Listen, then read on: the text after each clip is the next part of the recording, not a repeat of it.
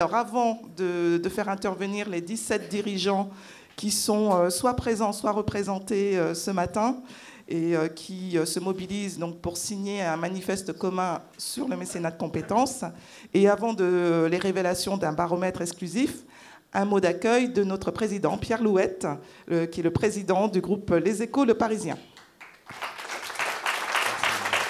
Merci beaucoup Muriel. Vraiment un mot, puisqu'il y a beaucoup d'interventions prévues ce matin et surtout il y a une actualité qui est très importante, qui est le lancement de cette initiative d'entreprise entre elles, ce qui me paraît extrêmement bien aussi. Donc un mot pour vous accueillir dans cette maison du groupe Les Échos Le Parisien. On est particulièrement heureux d'avoir autant de visiteurs prestigieux. Moi, j'ai pas mal d'amis aussi au premier rang et dans d'autres rangs que je suis content d'accueillir ici. Cette maison est la vôtre. On va faire de plus en plus souvent dans cet auditorium des événements, des clubs, des réunions autour de thématiques. Celle-ci est vraiment importante, Muriel l'a dit. Pour moi, c'est de l'ordre du give back, c'est de l'ordre de la solidarité, c'est de l'ordre aussi de la transmission. Et pour le dire d'un mot, on a bien l'impression que dans ce pays, tout ce qui peut contribuer à faire société sera plutôt bienvenu. Voilà. Et sans plus tarder, je laisse Patrick Jeantet faire un discours de 3/4 d'heure, m'a-t-il dit, mais qui sera peut-être ramené à un peu moins, on verra. Mon cher Patrick, à toi. Merci Pierre, merci de nous accueillir. Merci à tous vous être rendus disponibles ce matin pour ce manifeste qui est en faveur du mécénat de compétences, qui est quelque chose d'essentiel, puisque finalement, qu'est-ce qui nous réunit ici tous, cette valeur commune qu'est la solidarité, dans des temps troublés, on le voit à l'extérieur, je pense que la solidarité est une valeur essentielle. Alors le mécénat de compétences, ça fait partie pour moi des solutions, une des solutions pour essayer de créer plus de liens sociaux, plus de mieux vivre ensemble. Mieux vivre ensemble, c'est un des axes majeurs de la Fondation SNCF. Et le mécénat de compétences chez SNCF, c'est dans ses gènes. Ça fait seulement 5 ans qu'on s'est lancé dedans. On a pour l'instant des résultats intéressants, à peu près 3500 cadres salariés. Alors beaucoup des cadres, on essaye d'élargir ça aux non-cadres, bien évidemment, mais beaucoup de cadres qui sont lancés dans le mécénat de compétences auprès d'une centaine d'associations. Ça a nécessité une énergie importante de la part de la Fondation et de la direction des ressources humaines du groupe, puisque c'est vraiment l'articulation des deux qui permet de lancer et d'accroître ce mécénat de compétences. On s'est fixé comme objectif à peu près d'accroître de 500 par an. Un objectif ambitieux, j'espère qu'on va y arriver. Donc voilà, c'est pour nous extrêmement important. Pour Guillaume Pépi et moi-même, on est persuadés que le mécénat de compétences, comme je le disais, c'est du côté des solutions aux problèmes de la société dans laquelle on vit aujourd'hui. Et on le voit bien. Alors, on le voit bien dans tous les territoires. Et alors, un des points importants pour nous, c'est d'irriguer l'ensemble des territoires et d'avoir justement ce mécénat de compétences, pas seulement à Paris ou dans les grandes métropoles, mais dans tous les territoires français, dans tout le territoire français en particulier.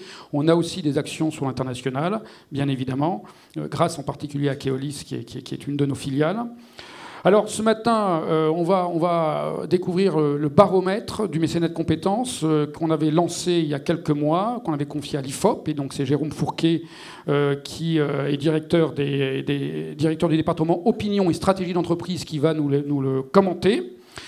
C'était important parce qu'on voulait essayer de comprendre un peu les mécanismes qu'il y avait derrière ce mécénat de compétences, les points forts, de telle manière à justement aller plus loin. Deuxième point, c'est évidemment ce manifeste qui réunit donc 16 entreprises et des plus importantes en France. Et ce manifeste, je pense, a comme rôle essentiel de faire un appel pour plus de mécénat de compétences, parce qu'il faut aller plus loin. Et que c'est vrai, en jouant collectif, en jouant ensemble, et bien évidemment, on va pouvoir aller beaucoup plus loin. Alors voilà, je voulais vous remercier tous d'être là. Et juste, engageons-nous plus, allons plus loin dans le mécénat de compétences, au service de tous les citoyens du monde. Merci beaucoup. Merci Patrick Jeantet. Alors sans plus tarder, Jérôme Fourquet, donc de l'IFOP, va nous révéler les principaux enseignements à tirer de ce baromètre exclusif. Bonjour à toutes, bonjour à tous. Donc effectivement, nous allons vous présenter les résultats de ce gros dispositif d'études qui a été confié à l'IFOP. Donc on a interrogé entre septembre et octobre dernier 4 publics différents, qui sont des publics stratégiques pour bien comprendre les relations des Français et des différentes parties prenantes au mécénat de compétences. Donc tout d'abord, un échantillon classique grand public. Ensuite, un échantillon de salariés du privé qui étaient les premiers concernés par l'éventuelle mise en place ou déploiement du mécénat de compétences de leur entreprise. Des dirigeants d'entreprise pour avoir un regard miroir, et on verra que c'est assez intéressant. Et puis enfin, bien évidemment, un gros échantillon de salariés qui ont déjà expérimenter le mécénat de compétences pour avoir un peu un retour d'expérience sur ce qui a fonctionné, comment ça avait transformé leur relation à l'entreprise, et puis quelles étaient quelque part les recettes qu'ils pouvaient nous indiquer pour que tout ça puisse se déployer à une plus large échelle. Donc sans plus attendre, on va développer les 4 enseignements premiers ou principaux de ce gros dispositif d'études. Tout d'abord, le fait que les Français sont prêts à s'engager avec l'entreprise. On dit régulièrement qu'il y a une certaine défiance qui existe dans notre société. Pour autant, 2 tiers des Français qu'on a interrogés et des salariés seraient prêts à s'engager aux côtés de leur entreprise. C'est le cas également et encore plus pour les jeunes, les moins de 35 ans, la fameuse génération des millennials, qui, eux, voient de manière tout à fait naturelle le fait que leur entreprise puisse proposer de telles missions. Et donc ça, c'est un élément intéressant, puisqu'il y a souvent une question dans les entreprises de comment motiver, conserver les jeunes talents. Eh bien, on voit que le mécénat de compétences peut être une des solutions. Un facteur d'attractivité. Voilà, ou un facteur d'attractivité, effectivement. Le second enseignement, c'est le fait qu'on a des bénéfices pour les salariés qui sont à la fois à l'échelle, j'allais dire, macro et micro. C'est-à-dire 2 tiers d'entre eux, ils voient le moyen de renforcer leur lien à l'entreprise. Et là aussi, dans les temps qui courent, c'est quelque chose d'assez précieux. Et puis, à peu près la même proportion, 57%, ils voient une perspective d'évolution ou l'opportunité de développer un certain nombre de compétences et de talents. Le troisième enseignement, c'est que ces salariés engagés, ils trouvent un intérêt à la fois personnel et professionnel. Et vous savez qu'aujourd'hui, il est beaucoup question de la frontière plus ou moins poreuse entre vie privée et vie professionnelle. Ce mécénat de compétences peut permettre de tisser des passerelles. 2 tiers des salariés impliqués qu'on a interrogés nous disent que ça a permis de briser un petit peu une forme de routine professionnelle dans laquelle ils étaient engagés, et 71% qu'ils y ont vu une possibilité d'accroître un certain nombre de compétences. Enfin, dernier enseignement, mais ce qui n'est pas le moindre, la réussite du mécénat de compétences transforme positivement l'entreprise, et cela même en profondeur. Donc 67% des salariés qui ont participé nous disent qu'ils sont plus impliqués, plus attachés à leur entreprise, et 61% qu'ils ont une meilleure estime d'eux-mêmes. On le disait, les Français sont prêts à s'engager sur leur temps de travail. C'est le cas de 2 tiers d'entre eux, 70% plus exactement. Comme on l'a constaté à la SNCF, c'est plus le cas des cadres aujourd'hui, 82%, que des non-cadres, 55%. Donc ça peut être un des défis, une des frontières à atteindre. C'est comment on arrive aussi à impliquer le public non-cadre dans cette démarche. Et ce qui est intéressant, c'est quand on regarde en miroir, il y a une espèce de forme d'autocensure. Seulement 1 tiers des dirigeants d'entreprise ont pratiqué ou seraient favorables à ce développement de mécénat de compétences, soit qu'il l'ait déjà mis en place dans leur propre structure, soit qu'ils envisagent de le faire. Quand on les a un peu poussés dans le retranchement, un des freins qui est apparu, c'est une forme d'autocensure en disant, voilà, on ne veut pas impliquer, forcément imposer à nos salariés, à nos collaborateurs, une vision que nous, on aurait, qui est une vision peut-être un petit peu personnelle. Or, il se trouve qu'il y a une forte demande qui n'est pas forcément connue par les dirigeants. Ce mécénat de compétences, il permet de tisser un lien nouveau, de reforger le lien entre les salariés et les entreprises. On l'a dit en introduction, 2 tiers des salariés se disent plus attachés à l'issue de cette expérience à leur entreprise. 74% considèrent que cette expérience a constitué un moment fort de leur histoire avec leur entreprise. Et 69% nous disent, donc c'est des taux à chaque fois qui sont élevés, que cette expérience leur a renouvelé de façon décisive le lien qu'ils avaient avec leur entreprise. Du coup, comme je le disais en point 4 tout à l'heure, le mécénat de compétences, c'est un levier aussi de performance et d'innovation. Alors c'est vrai sur 4 chantiers ou sur 4 secteurs. Certains sont très attendus et sont sans grande surprise. Amélioration de l'image et de la réputation de l'entreprise, encore fallait-il le mesurer. On est à plus de 80% de salariés et de dirigeants d'entreprise qui partagent ce jugement positif. Sur le développement de la cohésion aussi, 66% des salariés et la même proportion de dirigeants. Donc vous voyez que sur tous ces schémas, ce qui est intéressant aussi, c'est qu'on a des scores qui sont quasi identiques dans les 2 publics. Donc il y a une cohérence qui se dessine.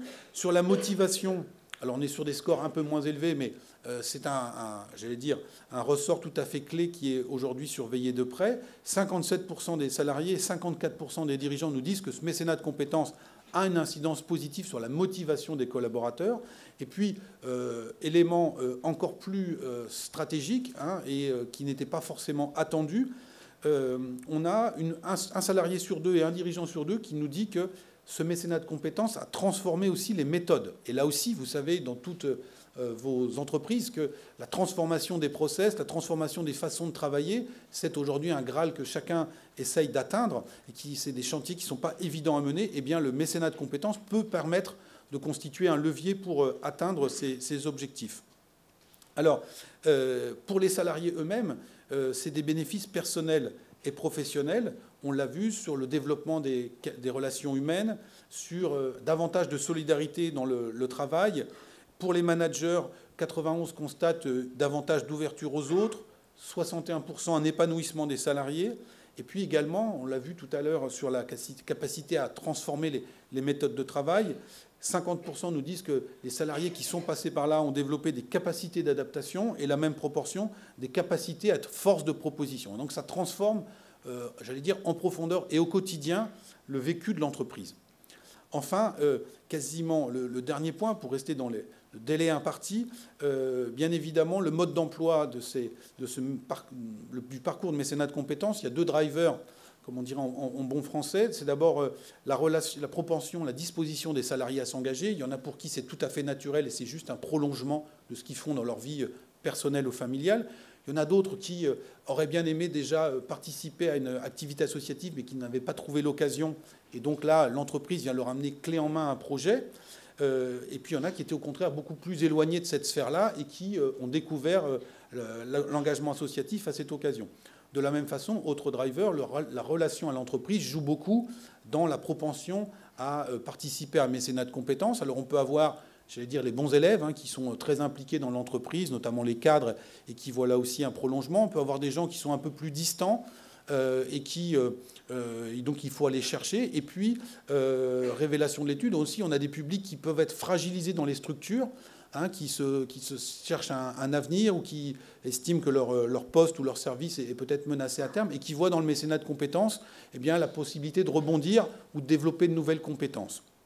Et donc, du coup, tout ça, ça joue aussi sur ces 2 paramètres que sont la relation à l'entreprise et la disposition à s'engager en sortie de processus, puisqu'on a des retours, notamment qualitatifs, qui sont très positifs. Et donc, pour terminer, on voudrait partager avec vous un petit peu les recettes que nous avons recueillies auprès des salariés qui se sont impliqués dans ce mécénat de compétences. Quels sont les prérequis pour que tout cela fonctionne bien? Alors, il y en a une liste assez importante. On vous a juste mentionné ici ceux qui font le plus consensus. Tout d'abord, que quel que soit son statut, tout salarié puisse s'engager. On a vu tout à l'heure la frontière entre cadre et non-cadre. Ça, c'est important pour 81% des salariés qui ont été impliqués, parce que c'est aussi dans ce cadre-là qu'on peut tisser des liens avec des gens, j'allais dire, d'horizons différents que le vôtre. Et il faut que ça puisse s'adresser à tout le monde pour qu'il y ait un engagement collectif. 76%, là aussi, c'est un peu attendu, mais c'est bien de le rappeler, il faut que les managers de proximité jouent le jeu et que les équipes qui voient quelqu'un être détaché pour un mécénat de compétences ou les salariés qui participent à ce mécénat de compétences ne soient pas d'une façon plus ou moins insidieuse pénalisés. 63% nous disent aussi qu'il faut que les choses soient bien cadrées en amont, puisque le salarié s'engage, il fait confiance à son entreprise, et donc il faut que la relation avec l'association ait été clairement établie, que les missions qui vont lui être dévolues, là aussi, soient bien définies. Bien évidemment, la pédagogie, expliquer concrètement la démarche, et puis qui est un bon accompagnement de la part de l'association. Donc là aussi, c'est le travail. Il était question tout à l'heure des efforts que tout cela demandait et des investissements que ça demandait aux structures entrepreneuriales de développer le mécénat de compétences. Il faut aller repérer les bonnes associations et s'assurer ensuite que vos collaborateurs ne seront pas, j'allais dire, livrés un petit peu à eux-mêmes dans ces structures. Donc voilà un petit peu ce qu'on pouvait dire. Donc vous voyez que ce mécénat de compétences, il a été fait référence dans les interventions précédentes au climat social assez tendu que notre pays traverse aujourd'hui. Et donc effectivement, au regard des résultats que nous avons collectés, on constate que ce mécénat de compétences peut être une des solutions à un certain nombre de difficultés que le pays et les entreprises rencontrent aujourd'hui. Je vous remercie de votre attention. Merci Jérôme Fourquet. On a l'impression que le mécénat n'a que des que des aspects positifs. On va voir ça avec nos intervenants. Donc cette introduction était nécessaire pour bien comprendre de quoi on va parler ce matin. Et tout de suite, sans plus attendre, donc les 17 dirigeants qui sont présents ou représentés donc, vont intervenir. Et tout de suite, j'appelle à me rejoindre Laurence Bloch, qui est directrice de France Inter, Olivier Girard, président d'Accenture France et Benelux, et Patrick Pouyanné, le PDG de Total.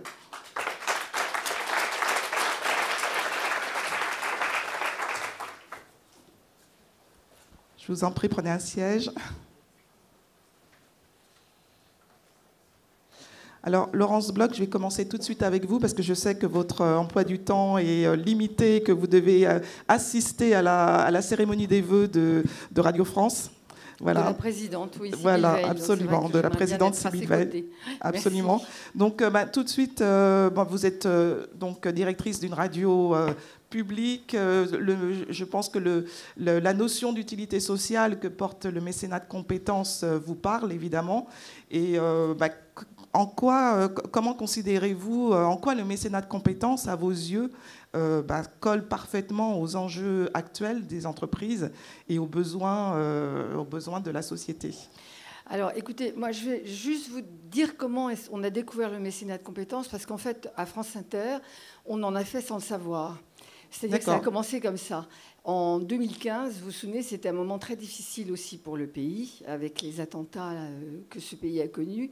Et pour nous, journalistes à France Inter, quand on a réalisé que dans des écoles, des enfants refusaient de participer à la minute de silence pour les victimes, ça nous a vraiment plus qu'interloqués, ça nous a choqués. Ah oui. C'est-à-dire qu'on a compris on a mesuré qu'il y avait un vrai échec de la profession, qu'il y avait deux pays. Il y avait un pays solidaire et puis il y avait un pays qui avait le sentiment d'être absolument à l'extérieur. Et donc on a décidé, mais c'était vraiment au sein de France Inter, la rédaction, qu'il fallait avoir une action structurée, longue, sur des territoires qui étaient ce qu'on appelle les territoires oubliés de la République. Et donc des journalistes se sont engagés pendant une saison, et une saison en radio, c'est 9 mois, à travailler dans des classes pour expliquer aux enfants ce que c'était que l'information, comment on la travaillait, ce que c'était qu'une information vérifiée par rapport aux fake news, et à faire que ces enfants se sentent des professionnels et à ce qu'ils fabriquent des émissions pour la chaîne, pour les programmes d'été. D'accord. Donc beaucoup de pédagogie de la part des journalistes pour expliciter les choses. Pédagogie, long terme et confiance. C'est-à-dire qu'il y avait un lien de confiance qui s'établissait avec les professeurs, avec les pédagogues, avec les enfants. Et cette expérience, c'est la 5e saison cette année. Et on s'est rendu compte combien c'était important pour les journalistes de la radio, combien ils étaient fiers de pouvoir exporter le savoir-faire que l'entreprise Radio France leur avait apporté et combien d'autres salariés avaient envie aussi de participer à cette expérience. Donc vous allez l'étendre à des non-journalistes ? Voilà, donc à partir de là, c'est vrai que la présidente Sybille Veil a décidé qu'il fallait, parce que les choses sont nées sur le terrain, aujourd'hui il faut les structurer. Je pense que c'est très important qu'une entreprise comme Radio France puisse être aussi un vecteur de retissage de liens sociaux. Je pense que tout le monde s'y retrouvera. Les salariés sont fiers de pouvoir avoir des actions citoyennes. Ils en étaient d'ailleurs tellement fiers qu'ils ne l'ont pas fait sur leur temps de travail, je tiens à le préciser. Les journalistes sont allés en plus sur le terrain tous les 15 jours. Donc voilà, je pense que c'est très important qu'aujourd'hui les entreprises dont on sait qu'elles sont là pour produire de la richesse et la redistribuer, elles puissent aussi montrer qu'elles ont un rôle citoyen et que le savoir-faire de ces entreprises peut aider la société. Moi, je me souviens qu'on parlait de la réserve citoyenne en 2015, on l'a très vite oublié. Et je pense qu'aujourd'hui, les Gilets jaunes nous rappellent qu'il faut absolument que chacun, et toute parcelle, j'allais dire, de la société, puisse s'impliquer. Oui, voilà. Écoutez, merci. Très bien. Alors, Monsieur Girard, Olivier Girard, donc d'Accenture. Donc chez vous, chez Accenture, le pro bono se fait régulièrement. Enfin, le mécénat de compétences, c'est quelque chose qui existe depuis longtemps. Votre fondation a fêté ses 22 ans l'année dernière. Et donc, ce qu'on aimerait savoir, c'est vous qui êtes complètement convaincu, qui pratiquez beaucoup depuis très longtemps, pourquoi vous rejoignez, donc vous vous mobilisez avec d'autres Est-ce que c'est pour faire des émules? Est-ce que vous dans un souci d'évangélisation? Alors c'est au cœur, effectivement, je pense, des valeurs d'Accenture depuis très longtemps. La Fondation a 22 ans. Donc je pense que c'est inhérent aux valeurs de la société. Et je pense que c'est aussi plus largement inhérent aux gens qui font du service, parce qu'il y a une recherche de sens. Quand on est dans le service, c'est plus immatériel. Et donc on a besoin de ce concret et de toucher du doigt la réalité dans des espaces dans lesquels on vit. C'est valable dans tous les pays d'Accenture. Ce n'est pas seulement en France, d'ailleurs. Le chiffre qui me parle le plus, moi, dans ce qu'on fait autour du mécénat de compétences, on met 5000 jours hommes par an dans un programme qui s'appelle Skills to Succeed et qui aide des associations à aider des gens qui sont sur le carreau à se recaser vers l'employabilité, vers l'entrepreneuriat, et on met nos outils classiques. Donc ça, c'est tout à fait, je dirais, attendu de la part d'une entreprise qui fait du conseil. On est à notre place. Le chiffre qui me frappe le plus, c'est que 30% des collaborateurs d'Accenture en France, il y a plus de 7000 personnes, le font. Donc vous voyez, on dépasse une frange de passionnés, de gens qui auraient le feu sacré d'un 10% quelque part. Et ce 30% est en croissance. Ça veut dire que tout le monde a besoin de faire ça, tout le monde a besoin de s'y retrouver, et ça fonctionne très très bien. D'accord. Et au-delà de ce que fait, au-delà de vos salariés, votre conviction à vous, personnelle, sur le mécénat de compétences? Elle est très forte. Moi, j'ai pris mes fonctions de président d'Accenture il y a 4 mois. J'ai eu l'occasion, c'est une anecdote, mais c'est une façon de répondre à votre question, j'ai eu l'occasion de réunir 2 fois tous les associés du bureau de Paris, donc il y avait 250 personnes dans la salle, et j'ai ouvert les réunions à chaque fois par la fondation, par ce qu'on fait, parce que c'est le sens qui gouverne tout, et je n'ai pas commencé par des tableaux avec marque et vente, chiffre d'affaires, machin, etc. Et voilà, je trouve que c'est effectivement au cœur de trucs. C'est une conviction personnelle aussi. Donc. Merci. Alors, Patrick Pouyanné, donc PDG de Total, ce qu'on aimerait savoir, c'est le mécénat de compétences. Quel a été le déclic chez vous lorsqu'on vous en a parlé, lorsqu'on vous a dit... voilà, on vous a expliqué ce que c'était, enfin vous deviez savoir sans doute, mais... je sais pas tout. Et quel a été le déclic et pourquoi vous avez dit, on y va? Moi, je crois qu'il y a... D'abord parce que quand je viens PDG, j'ai découvert que j'ai hérité d'une fondation Total, qui est une des plus riches en termes d'entreprise du CAC 40. Je me suis rendu compte que c'était des choses extraordinaires, mais personne ne le savait dans l'entreprise, puisque ça restait entre nous. Donc on dépensait de l'argent sur des associations, je me suis mis à en rentrer. Et je me suis dit, il y a quand même quelque chose qui manque, parce que lorsqu'on a un débat en France sur l'engagement citoyen de l'entreprise, finalement, la première force d'une entreprise, le premier vecteur, c'est ses salariés. C'est la meilleure façon de transmettre des valeurs, de transmettre... Et donc, comment motiver nos salariés? Et j'ai trouvé là, je me suis dit, il y a quand même quelque chose qui nous manque. Mécénat de compétences, à ce moment-là, on l'a vu commencer à être émergé, favorisé. Et donc, on en a fait, dans le cadre du projet d'entreprise, un axe fort, et d'ailleurs, qui est en train de se lancer, puisqu'hier, j'ai fait les vœux de l'entreprise, et j'ai lancé le programme mondial. On a décidé qu'on donnait, alors nous, sur le temps de travail, 3 jours à tous nos salariés mondialement. Ils ont le droit d'utiliser jusqu'à 3 jours de leur temps de travail pour s'engager dans des actions avec des associations. Alors, on ne leur dit pas au petit bonheur la chance, on a organisé tout cela, on a une grande plateforme où on accueille des associations, celle de la Fondation, et on va de plus en plus nourrir des missions, de façon à ce qu'en face, les salariés puissent dire cette affaire m'intéresse. Et je pense qu'on voit un enthousiasme. Alors, il y a plusieurs motivations, soyons clairs. L'intérêt de l'entreprise, c'est qu'on a des salariés, vous l'avez dit, monsieur, qui seront, j'en suis convaincu, plus motivés, cette recherche de quête de sens, et puis le lien avec les communautés, les territoires qui nous entourent, où aujourd'hui on voit bien qu'un groupe comme Total, qui est mondial, un vainqueur de la mondialisation, on est interpellé par tout ce qui se passe, et le lien avec les territoires, comment l'exprimer mieux que par notre implication, et pas seulement de l'argent, par du lien humain. C'est là que si les salariés de la raffinerie de Faisin à Lyon s'impliquent dans des associations locales, ils vont voir... Les citoyens de cette commune, les habitants de cette commune vont voir qu'est-ce qu'on apporte, qu'est-ce qu'on peut apporter au-delà d'ailleurs de la pollution locale et d'impôts. Il faut qu'on mette du lien. Pour les salariés, moi je pense que c'est une forme d'utilité. Je suis convaincu que c'est un... Et là, le gain pour l'entreprise, c'est un bon moyen de les former, parce qu'ils voient un autre monde, ils sortent de notre monde où ils vivent chez Total, une entreprise. Vous savez, quand vous avez un modèle qui fonctionne, vous pensez que le modèle est unique. Ils doivent s'adapter, les capacités d'adaptation, d'autres compétences. Je suis convaincu que pour eux, ça les ouvre, et pour nous, c'est un gain. Et puis enfin, pour les associations, on leur apporte des compétences concrètement. Donc, je pense que c'est gagnant. Et il faut qu'on s'y engage. La meilleure chose à faire, le meilleur conseil, c'est-à-dire qu'il est très important que, si d'ailleurs je suis là ce matin, je pense qu'il faut que les patrons s'impliquent. Il faut qu'on montre l'exemple. Alors, je montre l'exemple en partie, puisqu'avec Patrick Janté, tous les deux, avec Augustin de Romagné, j'ai repris une association, d'ailleurs, qui s'appelle United Way Alliance, qui vise à lutter contre le décrochage scolaire dans les banlieues. Je fais un appel, d'ailleurs, j'en profite. On a réuni, on vise là à 3 ans 15 000, d'aider 15 000 gamins de jeunes de banlieues, de quartiers défavorisés pour sortir du décrochage scolaire. Il nous faut 3 millions, on en a 2. Donc on s'implique. Mais le fait que j'y consacre du temps et que ça se sache dans l'entreprise, que moi-même je consacre du temps à ce type d'action, une fois par trimestre, je vais à la rencontre d'une association. Et ma compétence là, c'est simplement de partager. Je me suis rendu compte que le PDG de Total va à la rencontre de jeunes défavorisés. On leur donne une forme d'espoir, et le fait qu'on aille vers eux. Oui. J'ai toujours cette remarque en tête, le fait que je traverse le périphérique pour aller vers eux, ou qu'ils traversent le périphérique pour venir chez nous, on brise beaucoup de murs. Donc je pense qu'il faut montrer l'exemple. Oui. Je crois beaucoup aux vertus de cette idée. Donc quand Patrick m'a téléphoné pour me dire je veux lancer l'initiative, j'ai dit très bien, on va en faire partie. D'accord. Voilà, donc j'espère qu'on convaincra d'autres. Je suis assez frappé, d'ailleurs, j'ai appris quelque chose, c'est que les PDG ne sont pas convaincus. Donc il n'y en a que 9% vraiment convaincus. Donc on a notre bateau pèlerin. L'autocensure, c'est vrai, hein. Je peux vous dire que j'ai dû m'impliquer moi-même auprès de mon comité exécutif pour les convaincre de l'histoire des 2 ou 3 jours. Il y a eu un long débat. Cette idée, mais est-ce qu'on n'empiète pas sur leur champ Et je leur ai dit, mais en fait, ils le demandent, donc arrêtons de nous poser des questions et puis on verra bien. Donc il y a une forme de... Mais les gens répondent bien. Donc je pense qu'il faut, mais je pense que votre sondage m'a éclairé sur un point, il faut qu'on... Donc s'il y a une utilité à l'Alliance de ce matin, c'est ce sondage. Donc on a du travail à faire. Mais franchement, on ne peut pas la peine d'aller légiférer en France sur les entreprises à mission avec des débats complètement surréalistes. Et si quelque part, on ne s'engage pas là-dedans concrètement, parce que les lois, c'est beau, ce qui est important, c'est ce qu'on fait sur le terrain. Donc là, avec nos salariés, on a l'occasion de faire des choses concrètes, utiles. Et franchement, le pays en a besoin. Ce qui se passe le démontre. On a vraiment besoin. Et donc, il faut qu'on se mobilise tous. Voilà. Et là, on aura donné un contenu à ce qu'on appelle une entreprise en mission, sans avoir besoin d'ailleurs de changer mes statuts. Merci beaucoup. Voilà. Merci.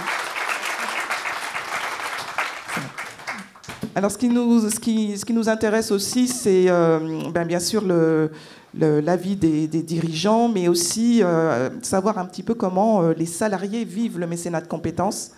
Donc, je crois qu'il y a un salarié du groupe Vinci qui va témoigner.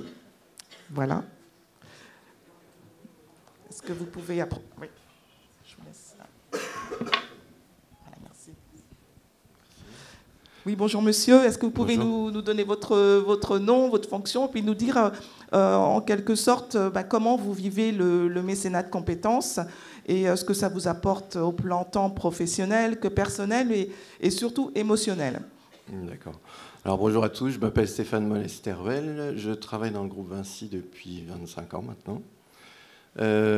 J'ai eu plusieurs parcours dans le groupe Vinci. J'ai eu un parcours financier où j'ai été comptable pendant 20 ans. Et en même temps, j'ai pu également aussi montrer un engagement que j'ai depuis que je suis né, je pense. Je suis représentant du personnel.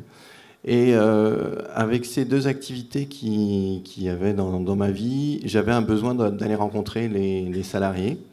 Et donc, j'ai changé de métier et j'ai fait une reconversion. Et je suis aujourd'hui conseiller en prévention chez Vinci Construction France pour aller sur les chantiers et voir comment ça se passe. D'accord. Et donc, le mécénat de compétences est arrivé Le mécénat de compétences est arrivé juste après parce qu'en fait, le terrain, c'est bien. Enfin, c'est les chantiers qu'on fait aujourd'hui où on construit aujourd'hui des logements. Mais j'avais besoin d'aller plus loin et mon engagement, il s'est fait quand j'ai rencontré la Fondation Vinci. Et j'ai pu donc soutenir un projet avec l'association Le Refuge. Donc je ne sais pas si tout le monde connaît l'association. C'est une association qui héberge des jeunes qui sont exclus de leur famille parce qu'ils sont homosexuels. Et du coup, donc, on a accompagné un projet de CRM. En fait, c'est un outil qui met en relation les différents interlocuteurs de l'association. D'accord. Toujours est-il, moi, ce que ça m'a permis, tout ça, c'est vraiment d'être sur le terrain et de voir la force de ces jeunes qui sont exclus de leur famille et qui ont envie, eux aussi, de s'engager. Parce que j'ai un exemple qui me vient en tête. Ils parlent souvent avec nous, ils disent « mais vous êtes bénévole, mais enfin, vous vous engagez dans l'entreprise, mais pourquoi vous faites ça ?» Parce que nous, on a envie de voir la réalité de terrain. Et eux, ça leur donne envie aussi de s'engager. Et on a eu l'occasion de travailler avec la Croix-Rouge pour faire justement équiper des logements pour les héberger ensuite dans ces appartements. Moi, ce que j'ai envie de vous dire là-dessus, c'est que voilà, s'engager, c'est une réalité du terrain. Et je pense qu'aujourd'hui, dans le monde du travail, en tout cas dans des grands groupes dans lesquels j'ai la chance de travailler, on n'a pas vraiment cette réalité. Même si on travaille tous ensemble, le fait d'aller sur le terrain, ça apporte vraiment beaucoup de choses. C'est un réel partage. On apprend d'eux, ils apprennent de nous, et c'est vraiment enrichissant. Et au plan émotionnel, ça vous a apporté beaucoup, j'imagine ? Oui, il y a beaucoup d'émotions, évidemment, de voir un jeune dans la rue et quelque part lui redonner un logement pour qu'il se reconstruise. Oui, c'est très, très émouvant. Moi, à titre personnel, j'ai choisi mon orientation sexuelle et aujourd'hui, je suis avec mon partenaire depuis 15 ans. Et c'est vrai, depuis que je suis au refuge, ça m'a fait beaucoup réfléchir. Et je pense qu'on a des exemples à montrer. Et justement, grâce au refuge, je dirais, j'ai pris la décision de me marier avec mon partenaire, alors que je n'étais pas du tout forcément pour le mariage, pour montrer à ces jeunes, quelque part, c'est aussi possible de se construire grâce, voilà. Donc c'est une forme de développement personnel pour vous aussi ? Complètement. D'accord. Merci, monsieur. Je vous en prie. Donc j'appelle tout de suite 3 autres signataires. Donc Marion Dariotor, CEO de Elan Edelman, Guillaume Pépi, président du directoire SNCF, et puis Augustin de Romanet, PDG du groupe ADP. Bonjour, je vais commencer avec vous, Marion Dariotor. Donc vous êtes donc PDG d'Elan Edelman. Juste pour rebondir sur ce que vient de dire notre témoin salarié, pour lui, le mécénat de compétences, c'est comme, voilà, on peut en déduire que c'est presque du développement personnel. Vous, votre définition, quelle serait votre définition du mécénat de compétences, vous qui êtes aussi vice-présidente d'Entreprise et Progrès ? J'ai beaucoup reconnu cette aspiration dans le témoignage de ce monsieur de chez Vinci, puisque effectivement, notamment à l'agence, beaucoup de nos collaborateurs choisissent sur la base du volontariat de soutenir des causes et de mettre leurs compétences au service de causes. Et effectivement, la cause qui est la plus soutenue, c'est la diversité, et avec beaucoup de collaborateurs qui s'engagent pour la parité homme-femme et pour la cause LGBT. Donc voilà. Nous, le déclic, en fait, en termes de mécénat de compétences, il est venu forcément de notre métier, le conseil en stratégie et communication, mais aussi, pour l'anecdote, il est venu des États-Unis, puisqu'en fait, mon agence que j'avais créée il y a 10 ans, Elan, quand on a rejoint le groupe Edelman il y a 4 ans, c'est un groupe américain, familial, très tourné vers l'humain, j'ai découvert une vraie tradition de mécénat de compétences aux États-Unis, ce que je ne savais pas forcément. Et dans ce groupe, depuis plus de 50 ans, on nous propose d'allouer 8 heures par an à une cause qui nous tient à cœur. Donc on l'a fait, et à ça, on a ajouté une journée par an, qu'on appelle le Citizen Day, qui est notre journée de solidarité, où les 140 collaborateurs vont sur le terrain, et on a 90% d'entre eux qui s'engagent pour soutenir une cause, donc Emmaüs, SAMU Social ou autre. Voilà. Donc on continue, toujours sur la base du volontariat. On autorise à faire ça aussi sur le temps de travail, et les collaborateurs peuvent choisir et venir nous proposer des choses. Et effectivement, vous le mentionnez, chez Entreprise et Progrès, au-delà du déclic, ça doit être une inspiration continue pour le dirigeant, parce que c'est pas toujours facile, et le baromètre IFOP le démontre. Et effectivement, au sein d'Entreprise et Progrès, il y a pas mal de patrons progressistes et humanistes auprès desquels je tire cette inspiration. Enfin, par rapport à notre métier, ça a été dit par monsieur Gérard d'Accenture, dans les métiers du conseil, il y a souvent une recherche de sens. Alors le mot, il est galvaudé, c'est un buzzword, voilà, mais c'est vraiment une aspiration universelle, tenace, profonde, qui est essentielle dans nos métiers du conseil, que je vois chez nos collaborateurs qui veulent pas juste faire de la communication et du conseil, ils veulent juste changer le monde. Le matin, quand ils se lèvent, ils nous disent « moi, j'ai décidé de changer le monde », très bien. Et puis on le voit chez nos clients aussi, qu'on accompagne, qu'on encourage. Il y a une vertu incroyable dans le mécénat de compétences et dans cette solidarité, c'est la création de confiance. Et ça, c'est une belle vertu. On est dans une société qui est en défiance totale. On publie chez Edelman depuis 19 ans le baromètre de la confiance. On le présente la semaine prochaine à Davos. Et je peux vous garantir que toutes les entreprises qui s'engagent et qui give back, comme disent les Américains, ont une augmentation de la croissance, de la confiance incroyable. Et forcément, ça a un lien avec la croissance. Merci. Alors, Guillaume Pépi, donc, vous êtes Vous êtes à l'initiative de cette mobilisation. Et ce qu'on aimerait savoir, c'est chez vous, quel a été le déclic, à quel moment vous vous êtes dit, sur le mécénat de compétences, banco, on y va et on accélère. Tout ce qui a été dit par Patrick Pouyanné était ce que j'avais envie de dire. Donc voilà, je souscris. Je pense que tu as fait une intervention très forte. Sur la question du déclic, nous, on a une fondation qui est principalement orientée vers la lutte contre l'illettrisme. Et donc qui bosse avec d'autres associations. Et ce qu'on n'arrivait pas bien à faire, c'est à faire en sorte que les salariés de l'entreprise eux-mêmes sentent que c'est leur affaire et pas seulement l'affaire du patron. C'est-à-dire, c'est pas seulement j'y mets 3 millions, j'y mets 5 millions par an. Et ce que le mécénat de compétences a changé avec une autre opération qui s'appelle les coups de cœur solidaires, c'est-à-dire un engagement personnel des salariés dans ces associations, c'est qu'effectivement, ça a fait en sorte que 3500 salariés de l'entreprise sont au contact d'une centaine d'associations. Et le point central, c'est effectivement que ça ne soit pas seulement des cadres. C'est pas facile. Il y a une double réticence. Il y a d'abord la réticence de la hiérarchie qui dit en gros, si moi, mes salariés sont en train d'aider des associations, clairement, je n'ai pas les effectifs que je devrais avoir. Et donc, il y a une forte réticence à libérer les gens. Alors qu'il faut essayer de faire passer cette idée que ce n'est pas seulement une dépense, c'est un investissement sur les salariés. C'est un investissement sur les salariés.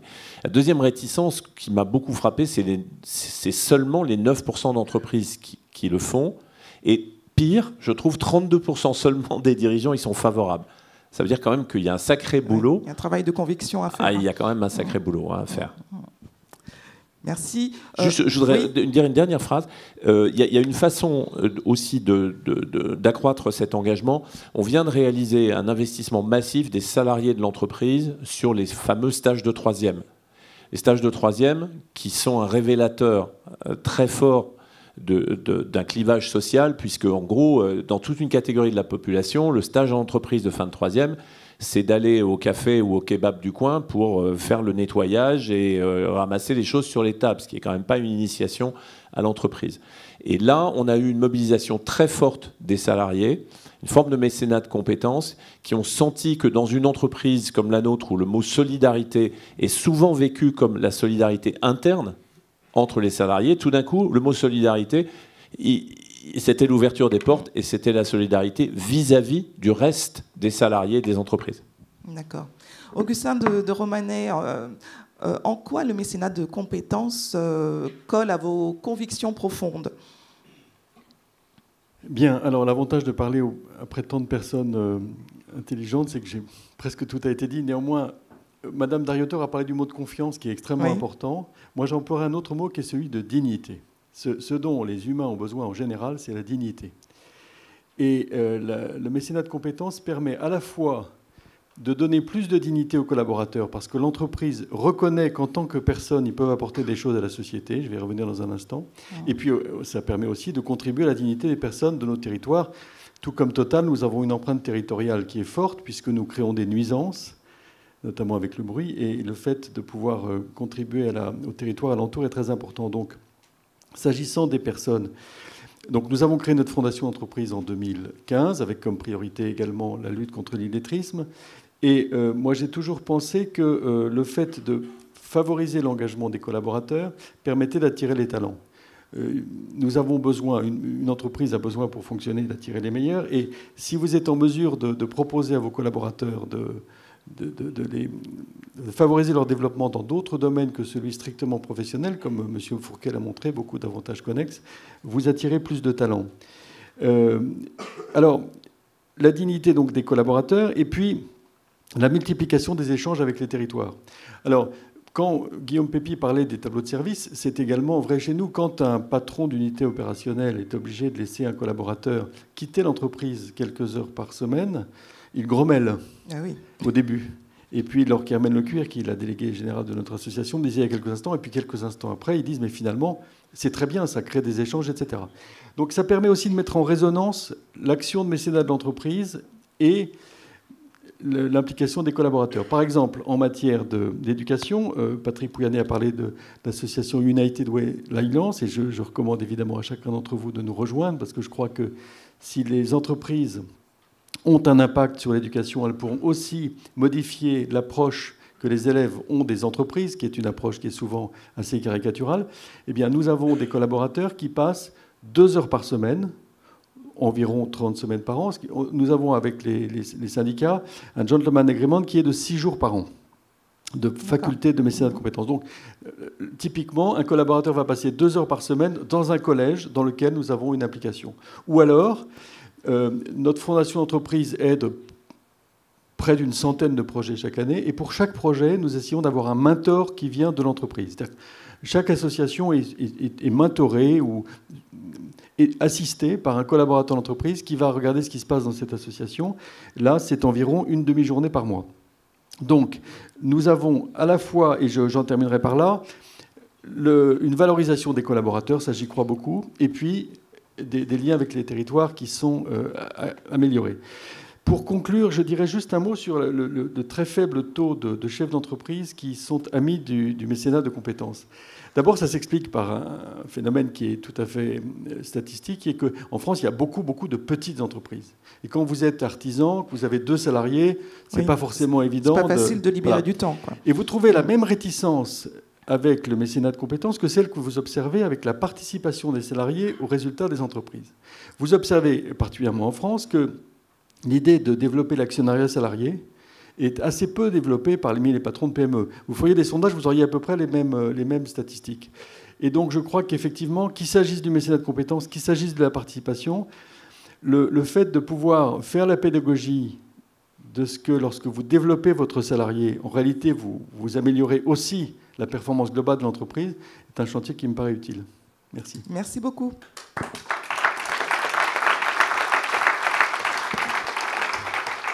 Alors, pour ce qui concerne Schneider Electric, alors Jean-Pascal Tricoire est représenté par Dominique Laurent, DRH. Alors, Monsieur Laurent, voilà. Donc, ça pourrait être intéressant de connaître votre regard. Oui, bah écoutez, pas de problème. Ce serait intéressant de connaître votre regard de DRH dans la mesure où les ressources humaines, évidemment, le mécénat de compétences est aussi un sujet de ressources humaines. Et dites-nous comment vous appréhendez le mécénat de compétences chez Schneider Electric, qui est un groupe international. Merci. Je faisais le constat ce matin, en fait, qu'on a beaucoup de dirigeants d'entreprise, beaucoup de représentants de la fonction, on va dire, RSE, développement durable, et finalement... Pas de DRH. Pas de DRH. Ben, voilà. Donc voilà, quelques DRH probablement, mais en tout cas, je suis heureux de représenter la fonction RH.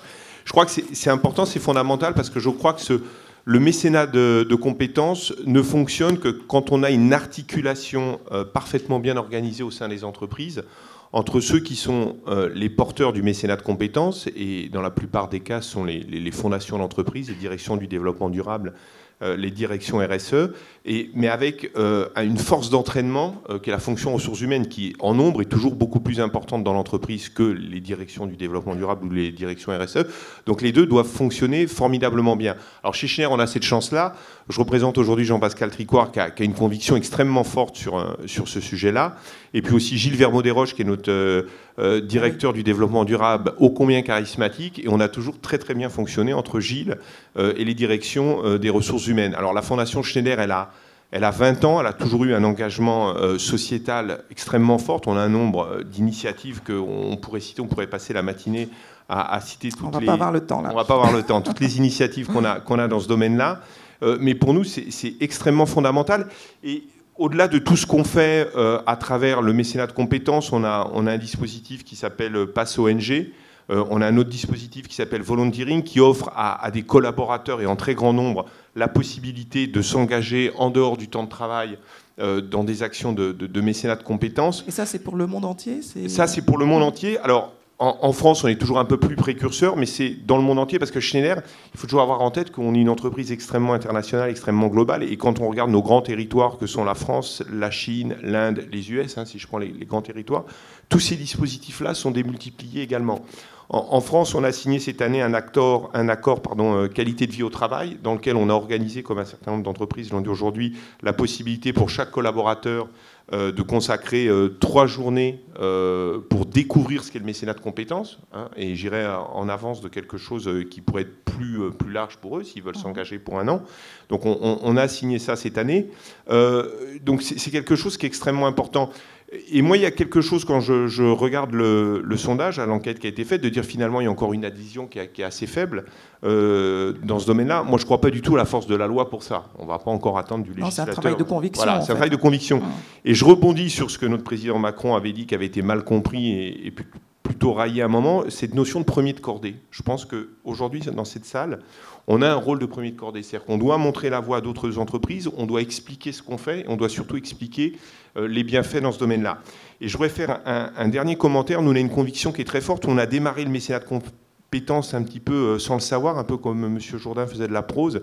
C'est à travers l'alternance. Schneider a été, il y a très longtemps, leader, a mené avec Henri Lachmann une mission sur l'apprentissage en France. On a l'idée de la mission sur l'apprentissage en France. Aujourd'hui, on a 1000 apprentis en permanence chez Schneider. C'est véritablement une conviction extrêmement forte des managers, des collaborateurs, d'avoir un engagement sur l'apprentissage. Et au fond, on s'est rendu compte que quand on a commencé l'apprentissage en France, en tout cas à très grande échelle, on a commencé à faire du mécénat de compétences. Merci beaucoup.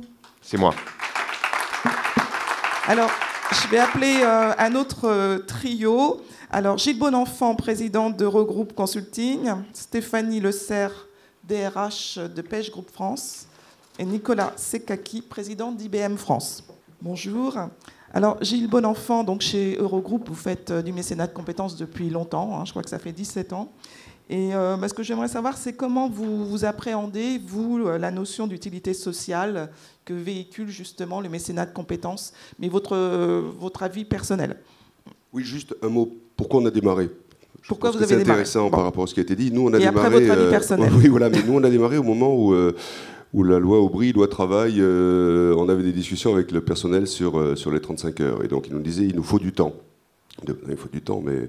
Et si finalement, on prenait du temps ensemble, et on avait un levier éminemment différent au travers du mécénat de compétences. Donc ça fait une vingtaine d'années. Et on a commencé à le faire sans fondation, juste en permettant aux collaborateurs de choisir des associations qu'ils proposaient à un jury fait de personnalités externes et internes, et de passer du temps, faire des jobs comme on fait, on est consultant classiquement.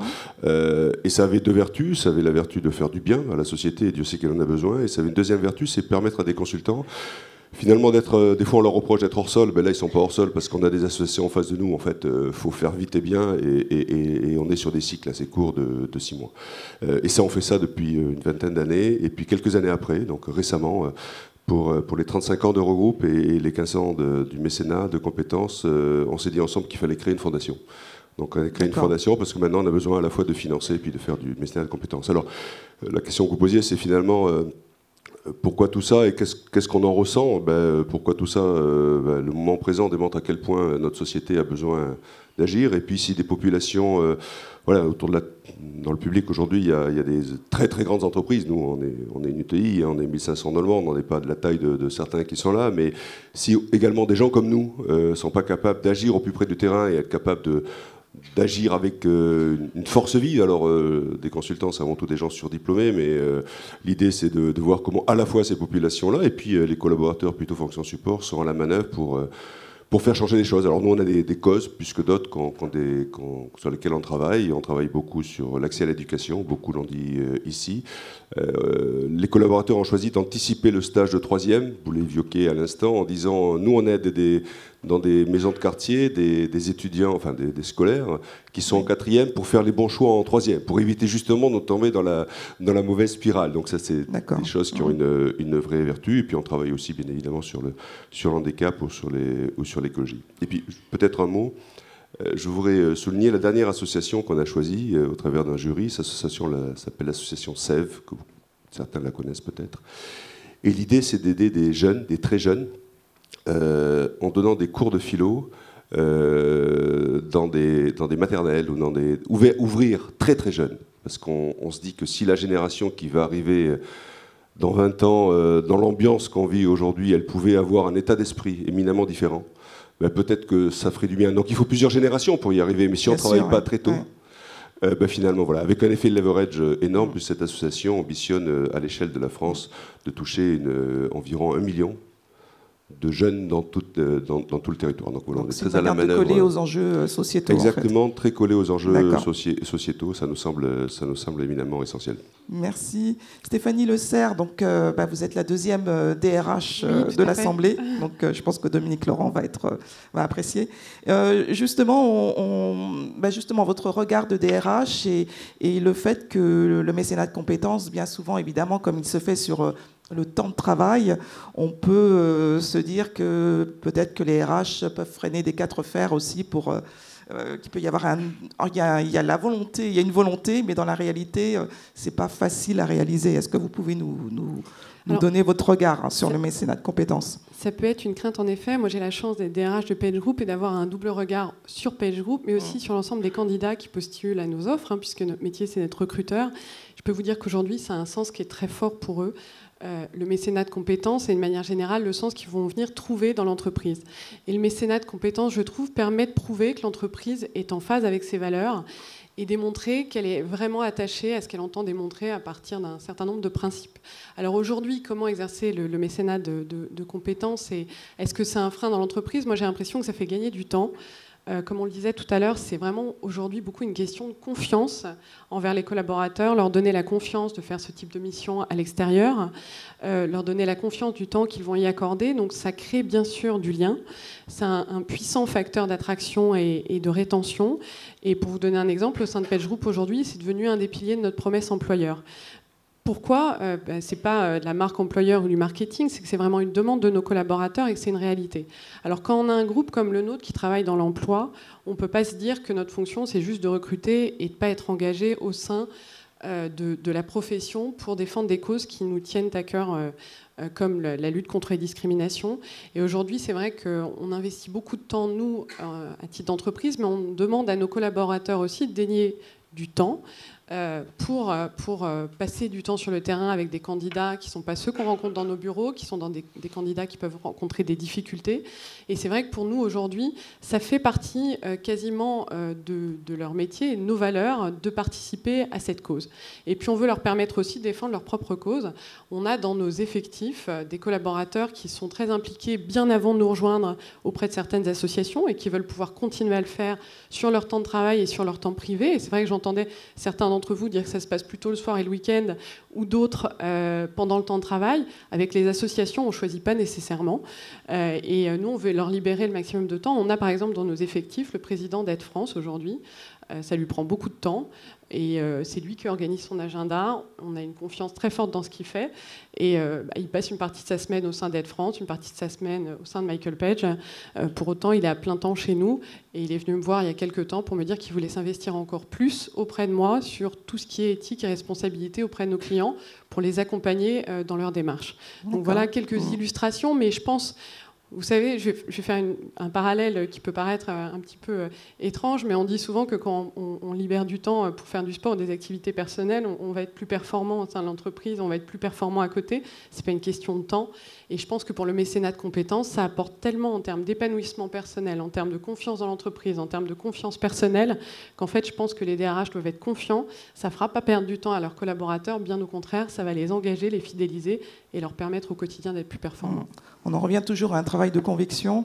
Nicolas Sekaki, l'engagement solidaire de l'entreprise et des salariés colle... En quoi, est-ce que vous pouvez nous expliquer en quoi cela colle parfaitement aujourd'hui avec les besoins de la société et les enjeux de l'entreprise, et puis surtout ce qui vous a motivé à vous mobiliser sur ce sujet? Plusieurs sensations. Donc IBM, ça fait 50 ans qu'on fait du mécénat de compétences, ça fait partie de nos valeurs. Moi, l'impact, l'enseignement que j'ai, c'est il faut avoir des fondations, il faut avoir des programmes, il faut avoir des valeurs, mais il ne faut surtout pas déléguer à votre fondation ce sujet-là. Il faut avoir une fondation, mais après, il faut le vivre. Donc c'est une conviction, mais c'est plus qu'une conviction, c'est un art de vivre. Et donc, le véritable chose, ne déléguez pas, c'est un moyen, mais surtout, il faut après canaliser. Et donc, tout ça, ça veut dire quoi? C'est qu'à titre personnel, moi, c'était la diversité et les compétences. Voilà, au début, c'était la diversité, maintenant, j'ai rajouté les compétences. Et finalement, je me suis rendu compte que beaucoup de collaborateurs voulaient faire des choses qui n'étaient pas forcément dans le cadre de la fondation. Et donc, l'objectif, ça a été d'autoriser les gens à venir en disant « j'ai envie de faire quelque chose ». Donc ça, c'était la première phase. Et elle est extrêmement importante de pouvoir vivre ça. Alors on a les canevas, c'est l'éducation, c'est la santé, c'est participer aux communautés dans lesquelles nous vivons. Donc ça, c'est les grands cadres dans lesquels nous nous reconnaissons. Le deuxième enseignement, c'est l'impact. C'est-à-dire qu'à partir du moment où vous commencez à avoir de plus en plus de collaborateurs qui participent, ce qui est superbe, chacun fait ce qu'il a envie de faire un peu, et ce qui est bien. Mais quel est l'impact que nous avons sur la société ? Et là, c'est comment est-ce qu'on arrive, tout en laissant de la liberté, un cadre assez général, à se regrouper sur des sujets qui ont un impact. Genre, par exemple, un sujet qui nous préoccupe aujourd'hui, moi à titre personnel, mais je sais que c'est... On parle tous, par exemple, de la fracture numérique. Est-ce que la technologie va laisser des gens sur le bord du chemin ? Est-ce que l'intelligence artificielle va... Eh bien, si on est capable de travailler sur ces sujets, de démontrer par notre engagement personnel et d'entreprise qu'on est capable de faire venir des gens qui ne sont pas, par exemple, des informaticiens dans le monde du travail avec l'informatique, si on est capable d'inventer les métiers de demain, alors on va à l'encontre d'une idée reçue, et ça, c'est un engagement très personnel. Voilà, donc mon enseignement, c'est qu'il faut avoir un impact, il faut canaliser aussi, proposer un cadre. Et puis finalement, ce que nous faisons ce matin, c'est que ça va au-delà de l'entreprise. Parce que si nous sommes tous sur finalement la réinsertion sociale, etc., et qu'on est tous très éparpillés, c'est bien sur le territoire, mais si on pouvait aussi de temps en temps créer des vocations, c'est aussi important. Donc un peu de souplesse dans quelque chose qui est un peu plus canalisé. Merci beaucoup. Alors on va voir un autre témoignage de la salle, une salariée d'Accenture. Est-ce que vous pouvez nous dire votre nom, votre fonction, puis nous, comme monsieur précédent de Vinci, nous dire quel est votre vécu professionnel et ce que ça vous a apporté au plan personnel, s'il vous plaît. Bonjour, Tiffaine de Pomereau, je travaille chez Accenture depuis 6 ans dans la partie conseil en stratégie. Et j'ai la chance, presque chaque année, de pouvoir réaliser des missions en mécénat de compétences pour des associations.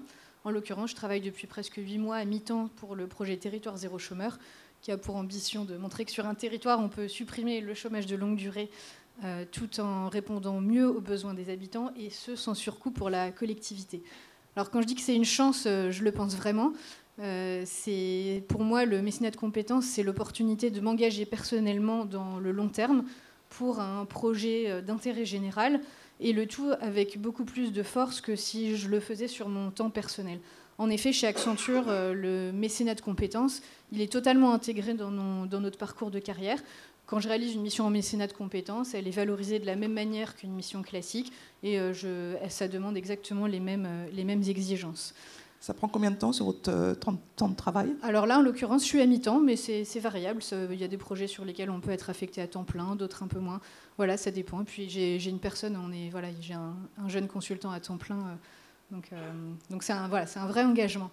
D'accord. Et au plan, vous rencontrez des personnes que vous n'avez pas l'habitude de rencontrer. Ouais, qu'est-ce que ça vous apporte ? Alors, ce que ça m'apporte, évidemment, ça me permet de me développer toujours dans mon métier de consultant, puisqu'on offre à nos associations toute la palette du consultant en stratégie. Mais ça permet aussi de me développer sur des choses un petit peu différentes.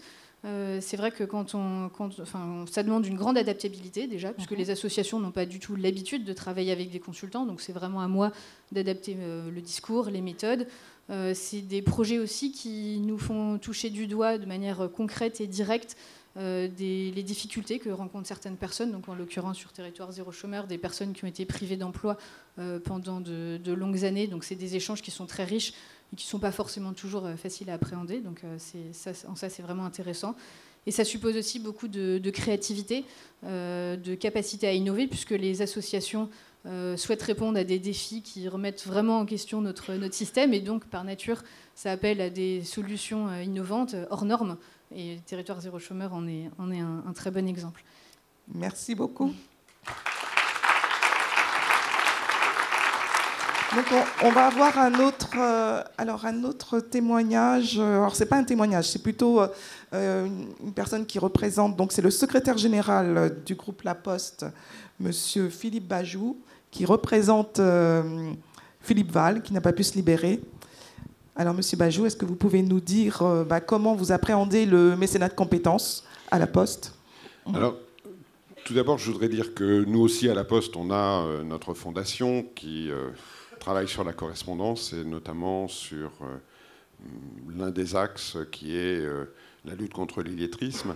Nous avons, avec la Banque Postale, une fondation qui s'appelle l'Envol et qui permet à des jeunes issus de milieux défavorisés méritants d'être accompagnés individuellement depuis la seconde jusqu'à Bac+3, issus du rural, de l'urbain, de la métropole et des DOM.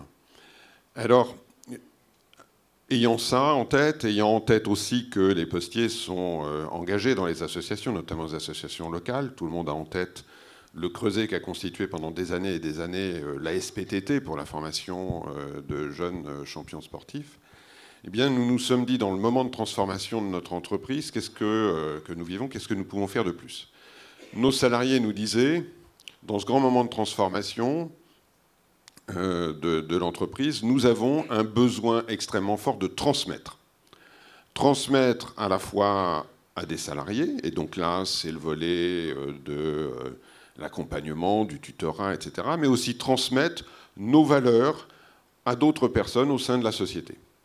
Et donc, nous avons, avec eux, mis en place un dispositif qui est un dispositif de mécénat de compétences long, qui se situe en fin de carrière, et qui leur permet d'être présents dans des associations pour des périodes donc, de l'ordre d'1 an, renouvelables, le cas échéant, de faire la transition pour eux entre la vie active et la vie professionnelle, et le cas échéant, de continuer en tant que bénévoles dans l'association ultérieurement. Et évidemment, ils apportent des compétences professionnelles au sein de l'association qu'ils ont eues.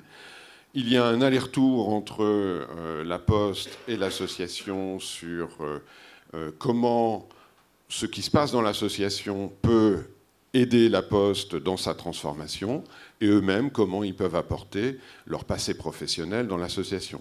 Et donc, voilà ce que nous avons mis en place. Et le déclic, ça a été, qu'est-ce qu'on fait, finalement, une fois qu'on a fait beaucoup de choses dans le monde associatif? Qu'est-ce qu'on fait quand on est une entreprise en transformation et qu'on a nos collaborateurs qui veulent transmettre quelque chose à un moment donné au reste de la société? Merci beaucoup. Merci. Alors, je vais appeler 3 autres dirigeants à me rejoindre sur scène. Donc, Pascal Gustin, PDG d'Algoé. Irache Martinez, la cofondatrice de Showroom Privé. Et puis Alain Roumillac, le président de Manpower Group France.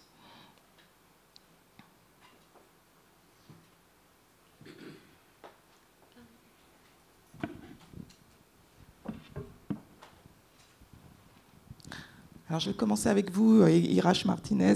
Vous êtes dans l'économie numérique, vous êtes cofondatrice avec Thierry Petit. Qu'est-ce qui vous a incité à vous lancer dans le mécénat de compétences? Alors déjà, je ne suis pas cofondatrice. En fait, c'est pas grave. J'aurais bien aimé, mais non. C'est ce qu'on m'avait dit. C'est David Daillon et Thierry Petit qui sont les fondateurs. Donc en fait, le mécénat de compétences est vraiment au cœur de notre démarche RSE. Il est né simplement de l'envie de partager avec le plus grand nombre, d'être inclusif sur notre expertise digitale sur laquelle on a une longueur d'avance, vu qu'on est un pur player, et notre goût, notre ADN innovation. Donc aujourd'hui, elle s'exprime à travers trois grands axes. Nous avons créé la première école du e-commerce à Roubaix, où nous avons des studios photos, et on a créé plus d'une centaine d'emplois.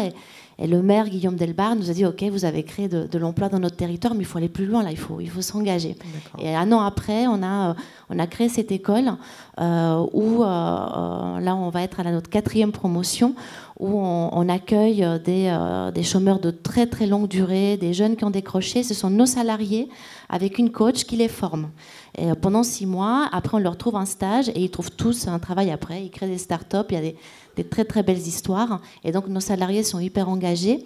Le deuxième axe, on a créé un incubateur aussi d'un tout nouveau genre où il y a 0 prise de participation, il n'y a aucun intérêt économique.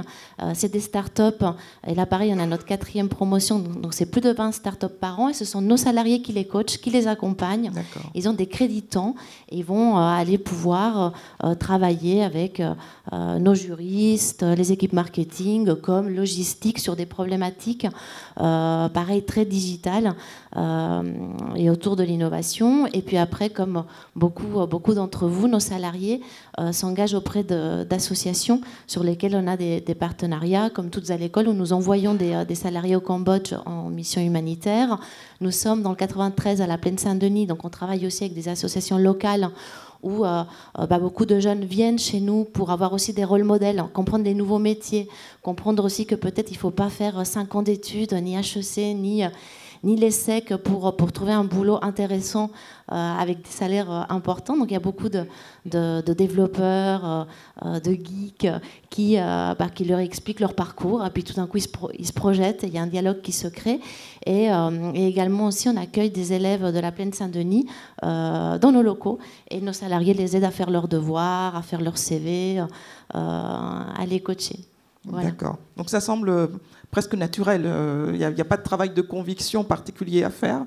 Vous impliquez... Nous, c'est une forte demande. Ouais. Tout a été dit, sauf personne n'a prononcé le mot, donc je vais le faire. Les millennials. Alors, il faut savoir que chez nous, la moyenne d'âge, c'est 28 ans, 30 ans pour certains départements, 28 pour d'autres, et ce sont des publics vraiment en quête de sens. Et donc c'est presque une évidence et du coup nous on n'a pas de compteur temps. On a une obligation, ils ont des obligations de résultats dans leur travail, et donc il n'y a pas de compteur temps. Tout ça se fait de façon assez naturelle et presque spontanée. D'accord. Pascal Gustin, votre société, alors vous faites du mécénat de compétences depuis très longtemps. Et en quoi s'impliquer auprès de populations qu'on n'a pas forcément l'habitude de rencontrer permet de comprendre, d'apprendre, de progresser? Est-ce que vous pouvez nous dire un peu, avec le recul que vous avez, ce que ça apporte toujours dans la ligne de nos 2 témoins, ce que ça peut apporter à des gens qui ont envie de faire du mécénat de compétences? Dans le mécénat de compétences, il y a vraiment une notion de compétence. Et donc le mécénat que fait Algoé, c'est un mécénat qui est vraiment lié à nos savoir-faire. Il y a une façon d'être mécène, c'est d'apporter à un moment donné une force de travail sur des sujets particuliers, mais qui ne nécessitent pas des compétences très spécifiques. Là, il s'agit vraiment de faire du conseil en stratégie, en organisation, en projet. Et ce que ça va apporter aux jeunes, c'est bien évidemment une professionnalisation qui peut être plus forte. Par contre, il ne faut pas se cacher la face que c'est des sujets qui sont très difficiles. En général, quand on va intervenir dans des associations, ce n'est pas des univers qui sont simples. Et pour des jeunes en particulier qui nous rejoignent, c'est des univers qui peuvent être, dans certains cas, complexes à gérer personnellement. Donc il y a toujours la nécessité pour nous et la volonté pour nous d'essayer d'être accompagnés par des seniors. Ce qui nous a posé la question à un moment donné de l'encadrement de ces jeunes et des consultants qui vont en mission. Et on a élargi notre structure de mécénat aux alumni, c'est-à-dire aux anciens d'Algoé et aux anciens qui sont souvent partis à la retraite. Donc on a des gens qui sont partis à la retraite et qui viennent retravailler avec nous et qui accompagnent beaucoup de jeunes. Il faut faire attention, on a évoqué la notion de développement personnel, c'est vrai, ça contribue beaucoup au développement personnel, mais c'est aussi des univers où on rencontre des choses qui sont très dures, pas évidentes. Il faut savoir pourquoi on s'engage par rapport à ça, hein. On ne s'engage pas de façon complètement anodine. Donc ça peut avoir des impacts sur la vie personnelle. Il faut faire attention à ces logiques d'accompagnement. Il ne faut pas oublier qu'il y a un savoir-faire aussi. Voilà. D'accord. La deuxième logique par rapport au développement et à ce que ça apporte, c'est le fait qu'on a, dans mécénat, il y a plusieurs formes de mécénat. Ici, nous faisons tous, je pense, du mécénat pro bono. C'est-à-dire que nous donnons du temps de travail des salariés qui consacrent à des associations. Deux jeunes femmes ont à Algoé proposé, il y a plus de 15 ans, un système un petit peu particulier qui a contribué à créer une structure qui s'appelle AlgoRêve, qui, elle, fait du mécénat d'une façon particulière, c'est-à-dire que on définit une mission de conseil qui est cadrée par rapport à cette association, par rapport à ce groupe de travail. Quand la mission est définie, à ce moment-là, des salariés s'engagent et ils vont donner un jour de leur temps 2 congés et la société va payer l'autre jour. Donc c'est un engagement qui fait que le salarié lui-même va faire un don de son propre temps de travail. C'est très différent. C'est très différent. Et ça, c'est encore autre chose. Oui. Voilà, ça c'est une expérience qui a été intéressante parce que ça a été apporté par deux jeunes femmes, 2 consultantes d'Algoé. On a tous dit, bon, on fait du mécénat pro bono, c'est très bien. Non, c'est autre chose. Et c'est toujours un sujet qui revient en permanence en disant, oui, mais de toute façon, je fais ça sur mon temps de travail, mais je fais aussi ça le week-end, etc. Oui, mais c'est une autre dimension. Il y a une dimension du don. Puis il y a encore une autre forme qui peut se mettre en place, qui est celle du mécénat où, en fait, on va contribuer à faire, au travers d'une SKIC qu'on a créé avec des collègues du Conseil, à faire du mécénat à prix coûtant, qui est un modèle un peu américain, qui est une autre façon d'intervenir pour des très, très grosses structures sur des missions lourdes. Ça aussi, c'est une autre façon d'intervenir qui est un petit peu plus controversée, d'ailleurs. Ouais. Ce sont des pistes à creuser. Alain Roumillac, chez Manpower, c'est bien connu, hein, le mécénat de compétences, vous en faites depuis longtemps, à travers votre fondation. On voit que le mécénat de compétences suscite beaucoup de fierté chez les salariés. Et est-ce que vous pouvez nous dire, vous, quelle est votre conviction, en quoi, justement, ce mécénat s'inscrit tout particulièrement dans les préoccupations actuelles? D'abord, nous, nos équipes, elles sont en contact en permanence avec des gens qui sont en grande difficulté. Oui. Ils ont qui ont une difficulté, en particulier, s'insérer sur le marché de l'emploi. En plus, on le fait à l'échelle, on met 300 000 personnes à l'emploi, on doit rencontrer entre 500 et 800 000 personnes par an, et on a chaque jour entre 110 et 120 000 personnes chez nos clients. Et ces gens-là, déjà, une grande fierté dans le travail qui est réalisé, parce que il faut les aider, il faut les accompagner, il faut les coacher, il faut les former. Parfois, il faut aussi les aider à trouver un logement en fonction de l'endroit où ils sont. Et donc, face à ces fractures, et dont on n'a quand même pas le sentiment qu'elles sont en train de se résorber, il y a une demande extrêmement forte de la part de nos équipes qui est de dire, mais qu'est-ce que l'on peut faire, et nous qui sommes au contact tous les jours de ces publics en difficulté, pour rendre le monde un peu meilleur et essayer de faire en sorte qu'il y en ait moins qui arrivent en difficulté, qu'il y en a moins qui arrivent en décrochage scolaire et qu'on a du mal à insérer. Donc ça, c'est le premier sujet, c'est en particulier nos équipes qui sont sur le terrain, au contact de l'ensemble de ces personnes, qui déjà étaient parties pour travailler au niveau des associations locales sur chacun des bassins d'emploi sur lesquels nous sommes.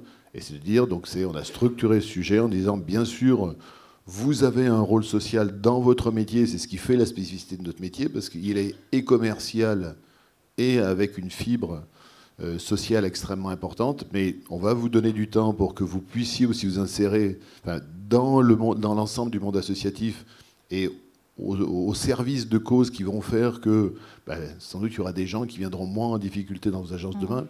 Et puis le deuxième sujet, ce que ça a aidé, ça a été aidé aussi à réconcilier nos équipes du siège avec nos équipes de terrain, parce que nos équipes de terrain, elles le vivent tous les jours, nos équipes du siège, elles en entendent parler. Un peu moins. Voilà. Et donc, au travers de notre fondation a identifié un certain nombre d'associations que l'on allait supporter.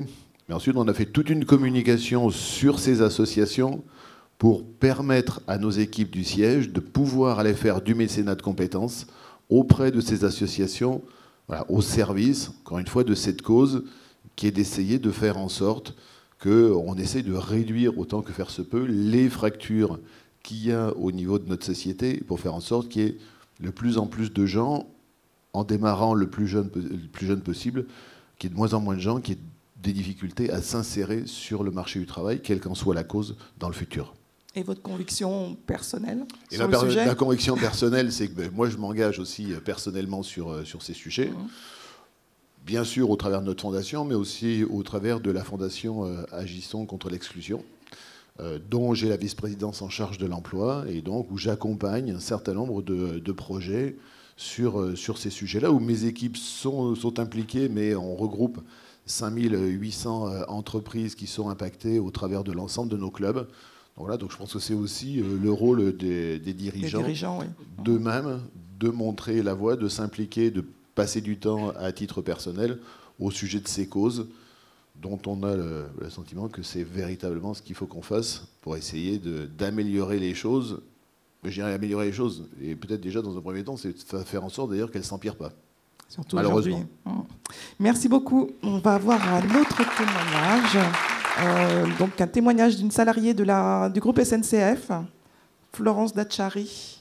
Je suis ravie d'être là ce matin. Pouvez-vous avancer un petit peu avec, à l'invitation en particulier de Marianne Éché à la Fondation SNCF. Ça fait maintenant 4 ou 5 ans, Marianne, je crois, hein, que je fais du mécénat. En particulier, j'ai commencé avec l'Alliance des mécènes. Je crois que ça a croisé cette proposition de l'entreprise et de l'énorme travail que je salue là de toute l'équipe de la Fondation SNCF qui vraiment se met au service de tous les collaborateurs de SNCF pour nous proposer une palette d'univers du possible. Et chacun va pouvoir faire des actions moyen, court, long terme sur des univers qui peuvent nous toucher plus ou moins, que ce soit l'éducation, l'illettrisme, l'environnement. On l'a vu dans les témoignages précédents. Tout à fait. Excusez-moi. Et voilà, donc moi j'ai commencé avec l'Alliance des mécènes dans un collège de Sarcelles qui ne savait pas, on parlait du périph' et d'un côté et de l'autre, qui ne savait pas qu'il y avait des métros automatiques et on parlait des métiers de demain et je me suis dit, rien que pour ça, ça valait le coup d'y aller. Et puis maintenant... On vous sent un peu ému, aussi, oui, parce que ça a été, Marianne le sait, cette première expérience au collège de Sarcelles, elle a été très très forte.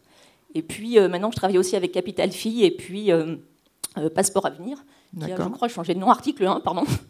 Il y a aussi beaucoup, ça bouge beaucoup dans le monde des associations, il y a beaucoup de regroupements, parce qu'il y a des envies de faire des actions à des plus grandes échelles. Et voilà, donc je m'arrête là, parce que 3 associations, ça me suffit. Je pense que ça a croisé aussi ma vie de maman, tout simplement, parce que c'était à peu près des rencontres de jeunes et des parcours qui correspondaient aussi à la vie de mes enfants. Et voilà, donc j'accompagne aujourd'hui deux jeunes filles tutorées sur Capital Filles. Une qui n'était pas prévue, mais qui est la copine de l'autre, qui m'a dit ma copine, elle n'a pas la chance d'avoir une marraine, donc je l'amène avec moi, ça ne te dérange pas. Et voilà, donc ça, c'était aussi la bonne surprise de cette année. Et puis, je pense que tout le monde l'a dit, ce sont des très belles rencontres pour ce qui me concerne avec des jeunes, avec aussi des gens du milieu, des associations, mais du milieu de l'enseignement. Et ça, j'ai trouvé que c'était quelque chose de très chouette. Et aujourd'hui, en particulier avec les enseignants, on a des partenariats extrêmement constructifs. Et pardon, bien sûr, et une vraie ouverture. L'ouverture, c'est aujourd'hui une des valeurs de notre société. Je travaille chez SNCF, dorénavant chez Réseau. Je crois que tout le monde l'a dit, mais ouais, c'est une vraie ouverture. C'est un vrai travail de responsabilisation, chacun à notre niveau, et de coopération avec différents acteurs. Merci beaucoup. Merci. Donc, je vais donner la parole dans la salle à Christian Caille, qui est délégué au développement durable chez Vinci. Donc, Xavier Huillard n'a pas pu se libérer. Donc, Monsieur Caille, est-ce que vous pouvez nous dire comment ça se passe chez vous en termes pour ce qui concerne le mécénat de compétences? Quelle est votre appréhension du sujet? C'est toujours un peu difficile de passer parmi les derniers et d'essayer de trouver quelque chose de nouveau et différent, puisqu'on partage, et on se connaît pour certains depuis très longtemps, on partage vraiment beaucoup à la fois des contenus du baromètre et puis des expériences des uns et des autres. Nous, pour essayer de faire quelque chose d'un peu décalé, on est dans un univers où on a plus de 3000 entreprises, dont les 3/4 ont moins de 100 salariés. On fait 250 000 chantiers dans une centaine de pays chaque année. Et donc notre vraie richesse, ce sont les salariés. Donc depuis le début, c'est-à-dire depuis la création de Vinci au début des années 2000, on s'est dit il y a cette richesse-là et c'est eux qui doivent s'engager. L'entreprise doit les aider et doit donner toutes les formules possibles et inimaginables dans des contextes territoriaux extrêmement différents. On doit leur dire c'est possible, allez-y. Comme on est en modèle non centralisé, c'est-à-dire qu'on a réduit vraiment au minimum tout ce qui relève de la méthode, du processus, de la procédure. C'est à l'initiative des uns et des autres. Mine de rien, on a quand même, je regarde Marianne parce qu'elle nous suit comme on la suit aussi, c'est à peu près 700 nouveaux collaborateurs engagés chaque année, c'est une douzaine de fondations qui tournent. Alors fondations selon les territoires et les contextes locaux, hein, c'est très très variable, mais la cause est unique. Oui. Et quelle est la proportion de non-cadres, justement, puisque le baromètre disait qu'il y avait plus de cadres qui s'engageaient. Donc peut-être chez vous, dans le BTP, il y a peut-être... quelle est la proportion de non-cadres qui sont engagés dans le mécénat de compétences? On n'est pas encore excessivement bon sur le sujet. On a démarré plutôt par une initiative France, et c'est vrai que c'est parti plutôt du siège, et donc c'est plutôt des cadres, voire au début des cadres dirigeants. C'est un grand classique du genre. On essaye depuis 3 ans de repartir sur des bases différentes. Bien comprendre qu'on travaille, quand on est non-cadre, on travaille dans nos métiers, on travaille en collectif. Donc il est beaucoup plus facile d'essayer d'engager un collectif de salariés sur un projet associatif que de détacher une personne dans un univers un peu contractuel, parce que quand le chantier tourne, la personne peut difficilement sortir. Voilà. Donc il nous reste énormément de travail à faire pour l'engagement des salariés non cadres. Et là, on sait que c'est un de nos paris et un de nos enjeux des années futures. C'est là où on sait que manifestement, on a ce qui a été dit tout à l'heure, une véritable réserve citoyenne qui doit se balader entre 5 000 et 10 000 collaborateurs qui aimeraient bien, mais avec lesquels il faut trouver la formule locale. Oui, tout à fait. On a vu avec le témoignage de Stéphane Palestre-Teruel que c'est, en tous les cas, l'implication des personnes est très très forte. Oui, parce que ce que l'on a aussi comme message un petit peu décalé, c'est donc on est une flottille de petites entreprises, donc, et on prouve que ça le fait. Mais ce qu'il faut aussi, c'est que les salariés et les entreprises, quand elles délivrent des messages, l'expérience prouve que pour ne pas mettre à mal l'engagement et la volonté des salariés, il faut quand même leur expliquer qu'ils vont apprendre beaucoup et qu'ils doivent être très modestes. Il n'y a pas cette notion de parrainage avec un rapport de force ou une sorte de rapport de domination. C'est hey, vous allez voir ce que vous allez voir parce que moi, je sais. En réalité, on se trouve, puisque nous, on aide des projets qui sont lutte contre l'exclusion, on est face à des structures avec des personnalités complexes, des territoires extrêmement compliqués, des marchés qui n'existent pas, et ils arrivent néanmoins à réussir. Donc c'est extrêmement complexe, et quelqu'un qui arrive avec son confort relatif a de grandes difficultés s'il arrive trop sûr de lui. Merci beaucoup.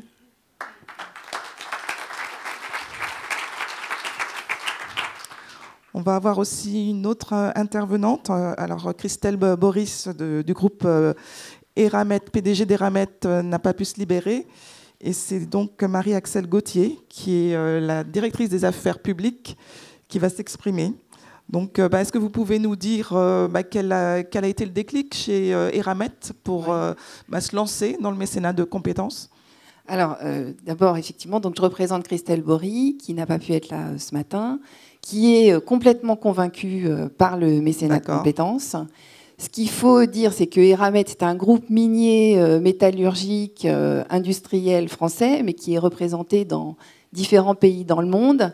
Et chez Eramet, on considère que le rôle social en fait, de l'entreprise dépasse largement nos sites d'exploitation. Donc en fait, pour nous, c'est important d'avoir des actions qui permettent l'implication des salariés dans nos actions RSE, à l'extérieur en fait de l'entreprise. Donc c'est ça qui en fait motive pour nous le développement du mécénat de compétences. Alors par rapport aux pionniers qui sont là ce matin et qui ont développé depuis de très nombreuses années le mécénat de compétences, nous on n'est pas encore au même niveau qu'eux parce que nous on est plutôt dans le démarrage de notre démarche. En fait, dans les différents territoires où on opère, on fait déjà du mécénat de compétences, mais ce sont surtout des initiatives locales qui ont été développées. Donc ça se fait d'aide aux associations dans la région Rhône-Alpes, Auvergne. On en a aussi au Gabon, où on aide à la réfection de bâtiments scolaires. On en a en Norvège, où on participe à l'élaboration de programmes scolaires qui sont aussi liés à la transmission des savoirs mines et métallurgie. Mais on n'a pas jusqu'à présent en fait, de développer une démarche groupe qui va inciter l'ensemble des salariés à se positionner et à s'engager dans ce domaine. Et donc, en fait, nous, c'est aussi grâce à l'Alliance qui va nous permettre en fait, de partir pour vraiment... passer à l'étape supérieure. Exactement, de passer à l'étape suivante et de vraiment démarrer dans les prochaines années, vraiment un programme complet qu'on pourra proposer à l'ensemble de nos salariés. Et c'est vrai que quand en fait la Fondation SNCF nous a contactés pour rejoindre l'Alliance, D'une part, c'est vrai que c'était effectivement la bonne occasion parce qu'on souhaitait de toute manière s'engager dans ce domaine-là. Mais ce qui nous a beaucoup plu, c'est cette démarche collective d'entreprise très différente qui vient d'horizons effectivement divers. Il y a des entreprises de services, nous on vient de l'industrie. Et c'est vrai que de pouvoir travailler tous autour d'une même cause, alors qu'on vient d'horizons différents, c'est ça qui nous a vraiment beaucoup plu. Et puis, on l'a vu, le baromètre nous a donné beaucoup d'indications, mais le témoignage de toutes les différentes sociétés nous permet effectivement de pouvoir bénéficier du partage d'expérience de tous ceux qui sont pionniers dans ce domaine. Et donc, on attend aussi beaucoup de cette alliance pour que justement, nous qui démarrons la démarche, on puisse justement s'insérer et comme vous, peut-être l'année prochaine, dire voilà, on aura mis en place plein de partenariats. Voilà. Très bien. Et justement, l'alliance et le manifeste, on va en reparler. Je vous remercie. On va en reparler.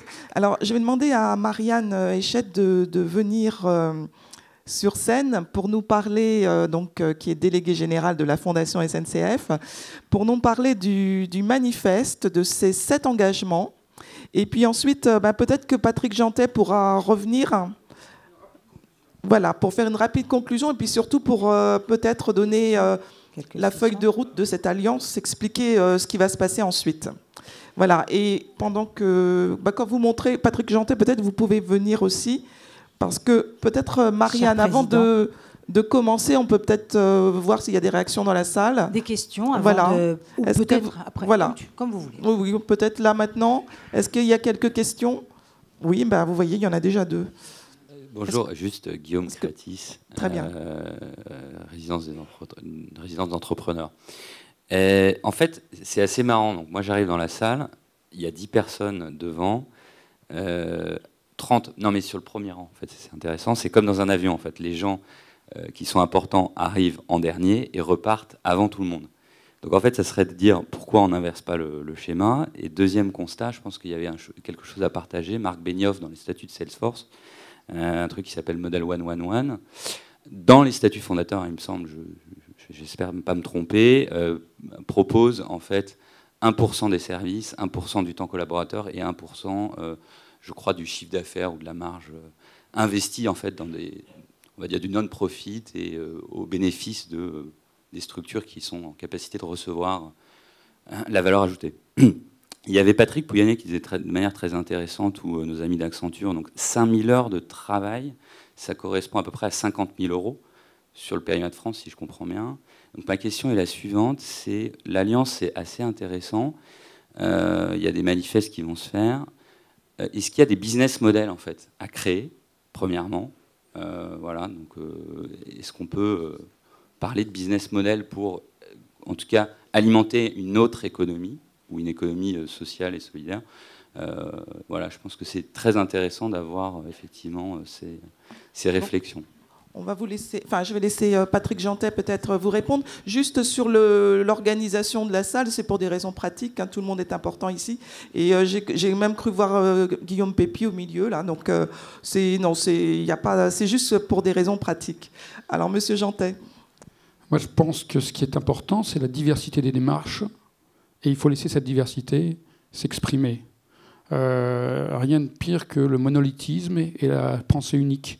Et je pense que chacune des entreprises qui représentent ici a une démarche, une histoire différente, est arrivée, on l'a bien vu, on voit bien d'ailleurs, showroom privé, c'est une demande très forte finalement de tous les milléniums, parce que c'est dans leur gène. Les générations d'avant, on était dans une structure culturelle différente, donc forcément on a une histoire différente, on y arrivait différemment, et je pense qu'il faut surtout laisser cette liberté. Il y en a marre des cadres. Il faut casser les cadres. Et ça le représente. Donc je suis pour, au contraire, il n'y a pas de business model, il n'y a pas de cadre, il y a une diversité de parcours, d'histoire, et c'est ça notre force. Et notre deuxième force, c'est qu'avec cette diversité, on est tous ensemble ici pour dire et faire cet appel, parce qu'on pense tous que ce sont des expériences enrichissantes pour nos managers, pour nos cadres, pour nos non-cadres, on a dit que c'était plus compliqué, et pour la société. Et donc la question qu'on se pose tous, c'est comment démultiplier, augmenter ces démarches. Et c'est ça, c'est la raison pour laquelle on est ensemble ce matin, pour justement faire cet appel-là. Donc voilà mon point de vue. Alors après, il y a peut-être d'autres points de vue que je ne partage pas, mais qui peuvent exister. C'est normal. Et d'ailleurs, c'est ça la diversité. Il y a une deuxième question. Oui, bien sûr. Oui. Sur le business model, je ne suis pas certain d'avoir complètement compris votre question, mais je vais essayer quand même, en tout cas, d'y répondre et de vous faire part de notre expérience chez Chien Électrique. On a, dans le cadre du mécénat de compétences, des personnes qui s'engagent sur une partie de notre activité, qui est ce qu'on appelle, on a développé chez Schneider un business qu'on appelle bottom of the pyramid. Je ne sais pas si vous êtes familier, tout ce qui est affordability business. C'est-à-dire finalement, nous en tout cas, pour nous, ça a été de permettre l'accès à l'énergie à des publics plus défavorisés, mais pas de le faire dans une approche uniquement philanthropique et de gratuité. Pourquoi ? Parce que ça ne marche pas. La gratuité, économiquement, ça ne marche pas. Et donc, ce qu'on a développé, c'est qu'on a développé un modèle économique qui va permettre à ces populations, à ces publics, de pouvoir acheter des solutions d'accès à l'énergie, notamment en Afrique, notamment en Inde. On a développé une offre. Et on a effectivement des collaborateurs qui se sont engagés soit à travers des ONG, soit à travers des activités qui sont en rapport avec ça. Et là, je trouve qu'il y a quelque chose de vertueux. Alors, je ne sais pas si ça répond, si c'est un vrai business model ou pas. Mais en tout cas, nous, on croit et on a développé ça. Ça fait plus de 10 ans chez Schneider, ce qu'on appelle le affordable business. Donc, on a une solution, on a eu un programme qui s'est appelé Bebop, qui était vraiment d'aller bottom of the pyramid. Et on a travaillé avec des organismes de microcrédit. Enfin, on est très engagé dans ce domaine-là.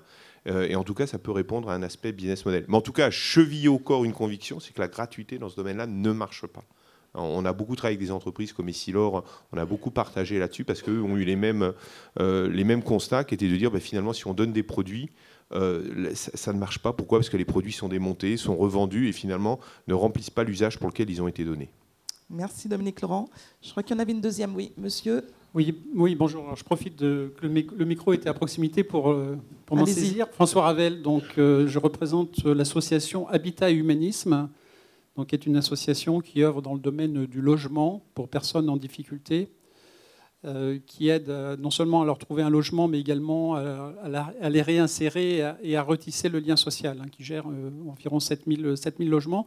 Alors qu'il y a déjà des partenariats avec certaines des entreprises présentes dans la salle qui se reconnaîtront, je ne vais pas citer, ce n'est pas l'objet.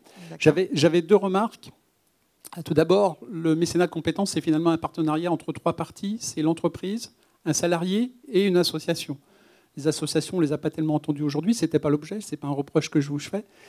Mais si jamais il y avait une version 2 du baromètre dans le futur, ce serait peut-être aussi intéressant de sonder les associations clientes, entre guillemets, du mécénat de compétences pour avoir leur ressenti. Elles sont nombreuses, vous l'avez tous souligné, mais elles ont des besoins parfois différents et je pense que c'est aussi intéressant d'avoir une approche qui rapproche les deux. Ma deuxième remarque, et qui est peut-être à ce moment-là une question plus précise, c'est j'ai l'impression que dans la tête de beaucoup des dirigeants qui sont intervenus ce matin, le mécénat de compétences, c'est souvent quelques jours par an pour beaucoup, de plus en plus de salariés.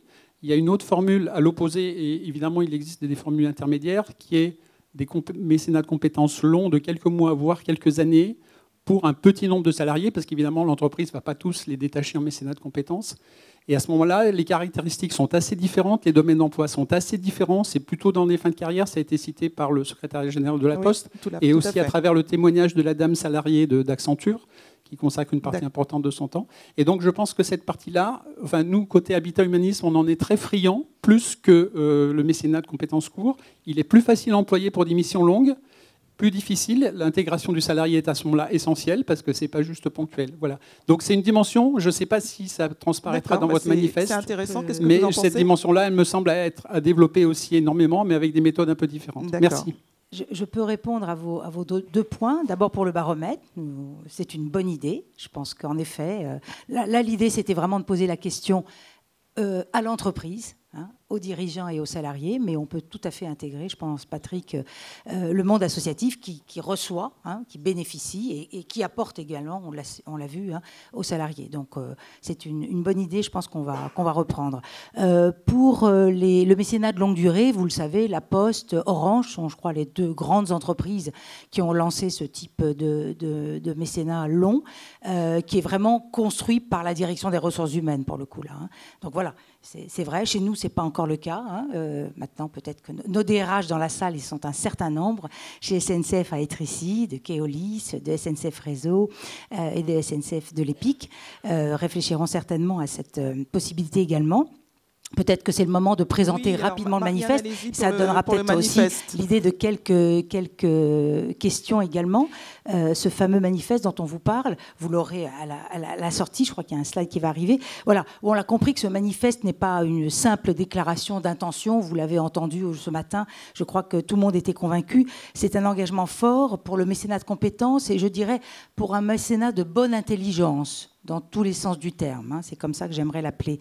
Donc ce manifeste va être signé par 16 entreprises de façon concrète pour s'engager et de tout secteur. On l'a vu très, très clairement. Alors, il y a 7 engagements à remplir dans les 3 ans. Voilà, ça donne du temps quand même. C'est pas mal, mais bon, il faut commencer, il faut y aller, comme dit Eramet. Et moi, j'ai envie d'en souligner 3 en particulier. Vous pouvez les lire, j'ai pas besoin de les relire, bien entendu. Le deuxième, offrir une variété de missions à tous les salariés. Ça me semble très, très important. On parlait tout à l'heure des cadres et non-cadres. Nous, on a fait un progrès, Patrick le sait, à la SNCF. On était parti avec 70% de cadres qui remplissaient une mission de mécénat de compétences. C'est tombé, si je puis dire comme ça, à 62%. Donc, on a mieux fait pour les collèges maîtrise et exécution. Donc voilà, on a proposé, on a ouvert, on a réfléchi à des missions qui permettaient à chaque salarié de s'autoriser, c'est possible pour moi aussi, des missions d'expertise, des missions d'accompagnement, de différentes durées, de différentes causes, de différentes compétences. Voilà. Donc la palette de missions permettra à tous les salariés de s'y retrouver, c'est ça qui est important. Le troisième également, évaluer les résultats du programme, c'est évidemment évident parce qu'il faut en tirer les leçons pour progresser. Donc évidemment, on sait ce que ça veut dire, la mesure, et on va évidemment le faire. Et puis le troisième me semble également très important, encourager les entreprises de toute taille à déployer le dispositif. Je crois que nous, entreprises mécènes déjà engagées ou en train de le faire, on a une responsabilité justement d'ambassadeur, d'essayer de parler autour de soi et peut-être au fond en particulier et premièrement aux entreprises partenaires de nos entreprises, c'est-à-dire les prestataires, les fournisseurs. On peut déjà à ceux-là qu'on voit tous les jours peut-être parler de ce mécénat de compétences pour leur donner envie. Donc vous voyez, ces différents engagements sont assez larges pour que chaque entreprise puisse s'engager à sa façon, à sa mesure, mais aussi assez concret pour pouvoir rendre des comptes, parce qu'on va rendre des comptes. Et justement, c'est mon deuxième point. Concrètement, quelle feuille de route? Alors, je crois qu'il y a le slide après qui est assez impressionnant, puisqu'il y a tous les logos des entreprises signataires. Avant que d'autres nous rejoignent, voilà, les entreprises signataires aujourd'hui. Effectivement, une mobilisation, là, il y en a 16, mais vous ouvrez. Bien sûr. Voilà, c'est ouvert. Bien sûr. À partir de maintenant, c'est vrai que l'initiative est venue de la Fondation SNCF, de Patrick Jeantette, Guillaume Pépi, de toutes les équipes, et je voudrais les remercier là. Mais bien entendu, à partir de 10h15, c'est devenu un collectif, une alliance d'entreprises. Et voilà, on essaiera peut-être juste de vous proposer le lancement. Et puis après, vraiment, toutes les décisions seront collectives. On peut laisser quand même les logos. Voilà, nos dirigeants, donc concrètement, quelle est la feuille de route pour 2019 en tout cas? Nos dirigeants ont tracé la voie. Bon, maintenant, c'est à nous, les équipes opérationnelles, les Sherpas, voilà, de porter l'ambition dans les faits. Et on le fait depuis un certain nombre d'années et on va continuer à le faire. Alors, top départ fin février. Pour une première réunion qui va mettre en place le comité de coordination. Voilà le nom qu'aujourd'hui on donne. Ça peut s'appeler autrement, on décidera. Mais aujourd'hui, comité de coordination pour montrer que voilà, on va être tous ensemble. Il va se réunir 3 fois par an. C'est un bon rythme.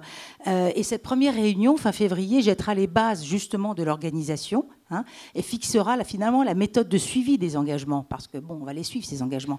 Donc on va avoir un tableau de bord qui sera socle, mais évidemment, chaque entreprise pourra y ajouter les critères, puisque chaque programme est différent, bien sûr. Donc voilà comment nous allons essayer de fonctionner. On va fonctionner.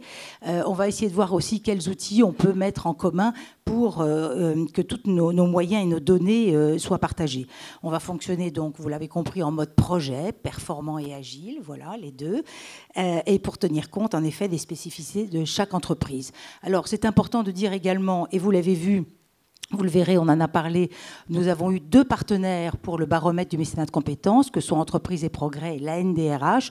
On va évidemment travailler avec eux pour essayer de développer voilà, cette communauté de dirigeants décidés à faire de l'entreprise un bien commun. C'est le slogan d'Entreprises et Progrès. Et la NDRH pour faire monter à bord. On en a eu 2 ce matin. Mais voilà, il faudrait que les DRH montent à bord encore un peu plus fréquemment dans leur entreprise et qu'ils se saisissent de cette très belle opportunité. Est-ce qu'il va y avoir un bilan? À quel moment? Oui, alors justement, rendez-vous dans un an peut-être. D'accord. En janvier peut-être ici 2020, Patrick, je ne sais pas, c'est toi qui décideras, avec les dirigeants signataires, ceux-là et les nouveaux, à l'occasion de la publication du 2e baromètre. On verra si c'est élargi au monde associatif. On fera un point d'étape, des avancées, des difficultés rencontrées. Donc ce sont les équipes opérationnelles qui prépareront le bilan pour leurs dirigeants.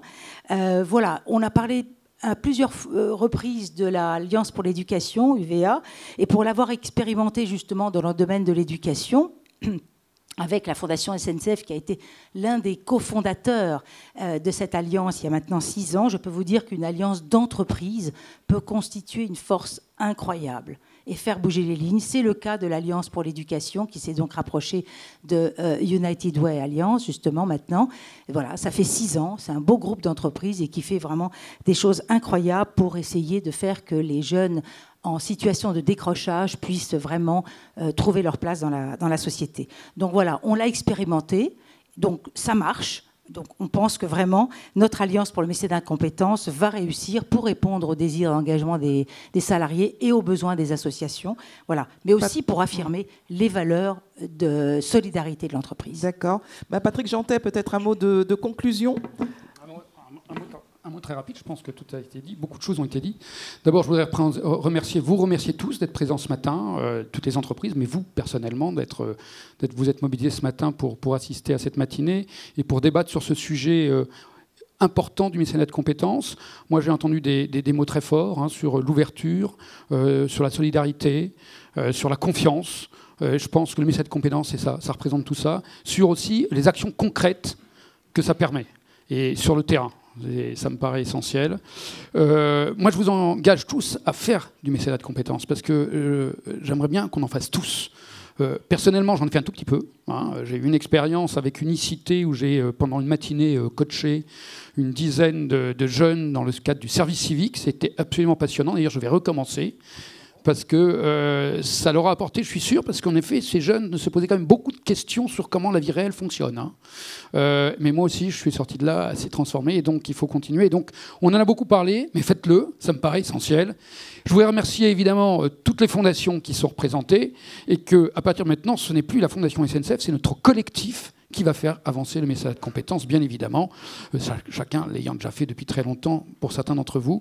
Et puis je voudrais remercier évidemment les équipes de la Fondation SNCF qui ont permis de monter cette matinée et de mettre au point, en coordination avec vous tous évidemment, ce manifeste qui, je l'espère, va vivre, et donc longue vie au mécénat de compétences et à l'ensemble des entreprises. Et puis demain, l'année prochaine, j'espère qu'on sera au moins le double. Merci. À l'extérieur de l'auditorium, donc la signature du manifeste. Merci beaucoup.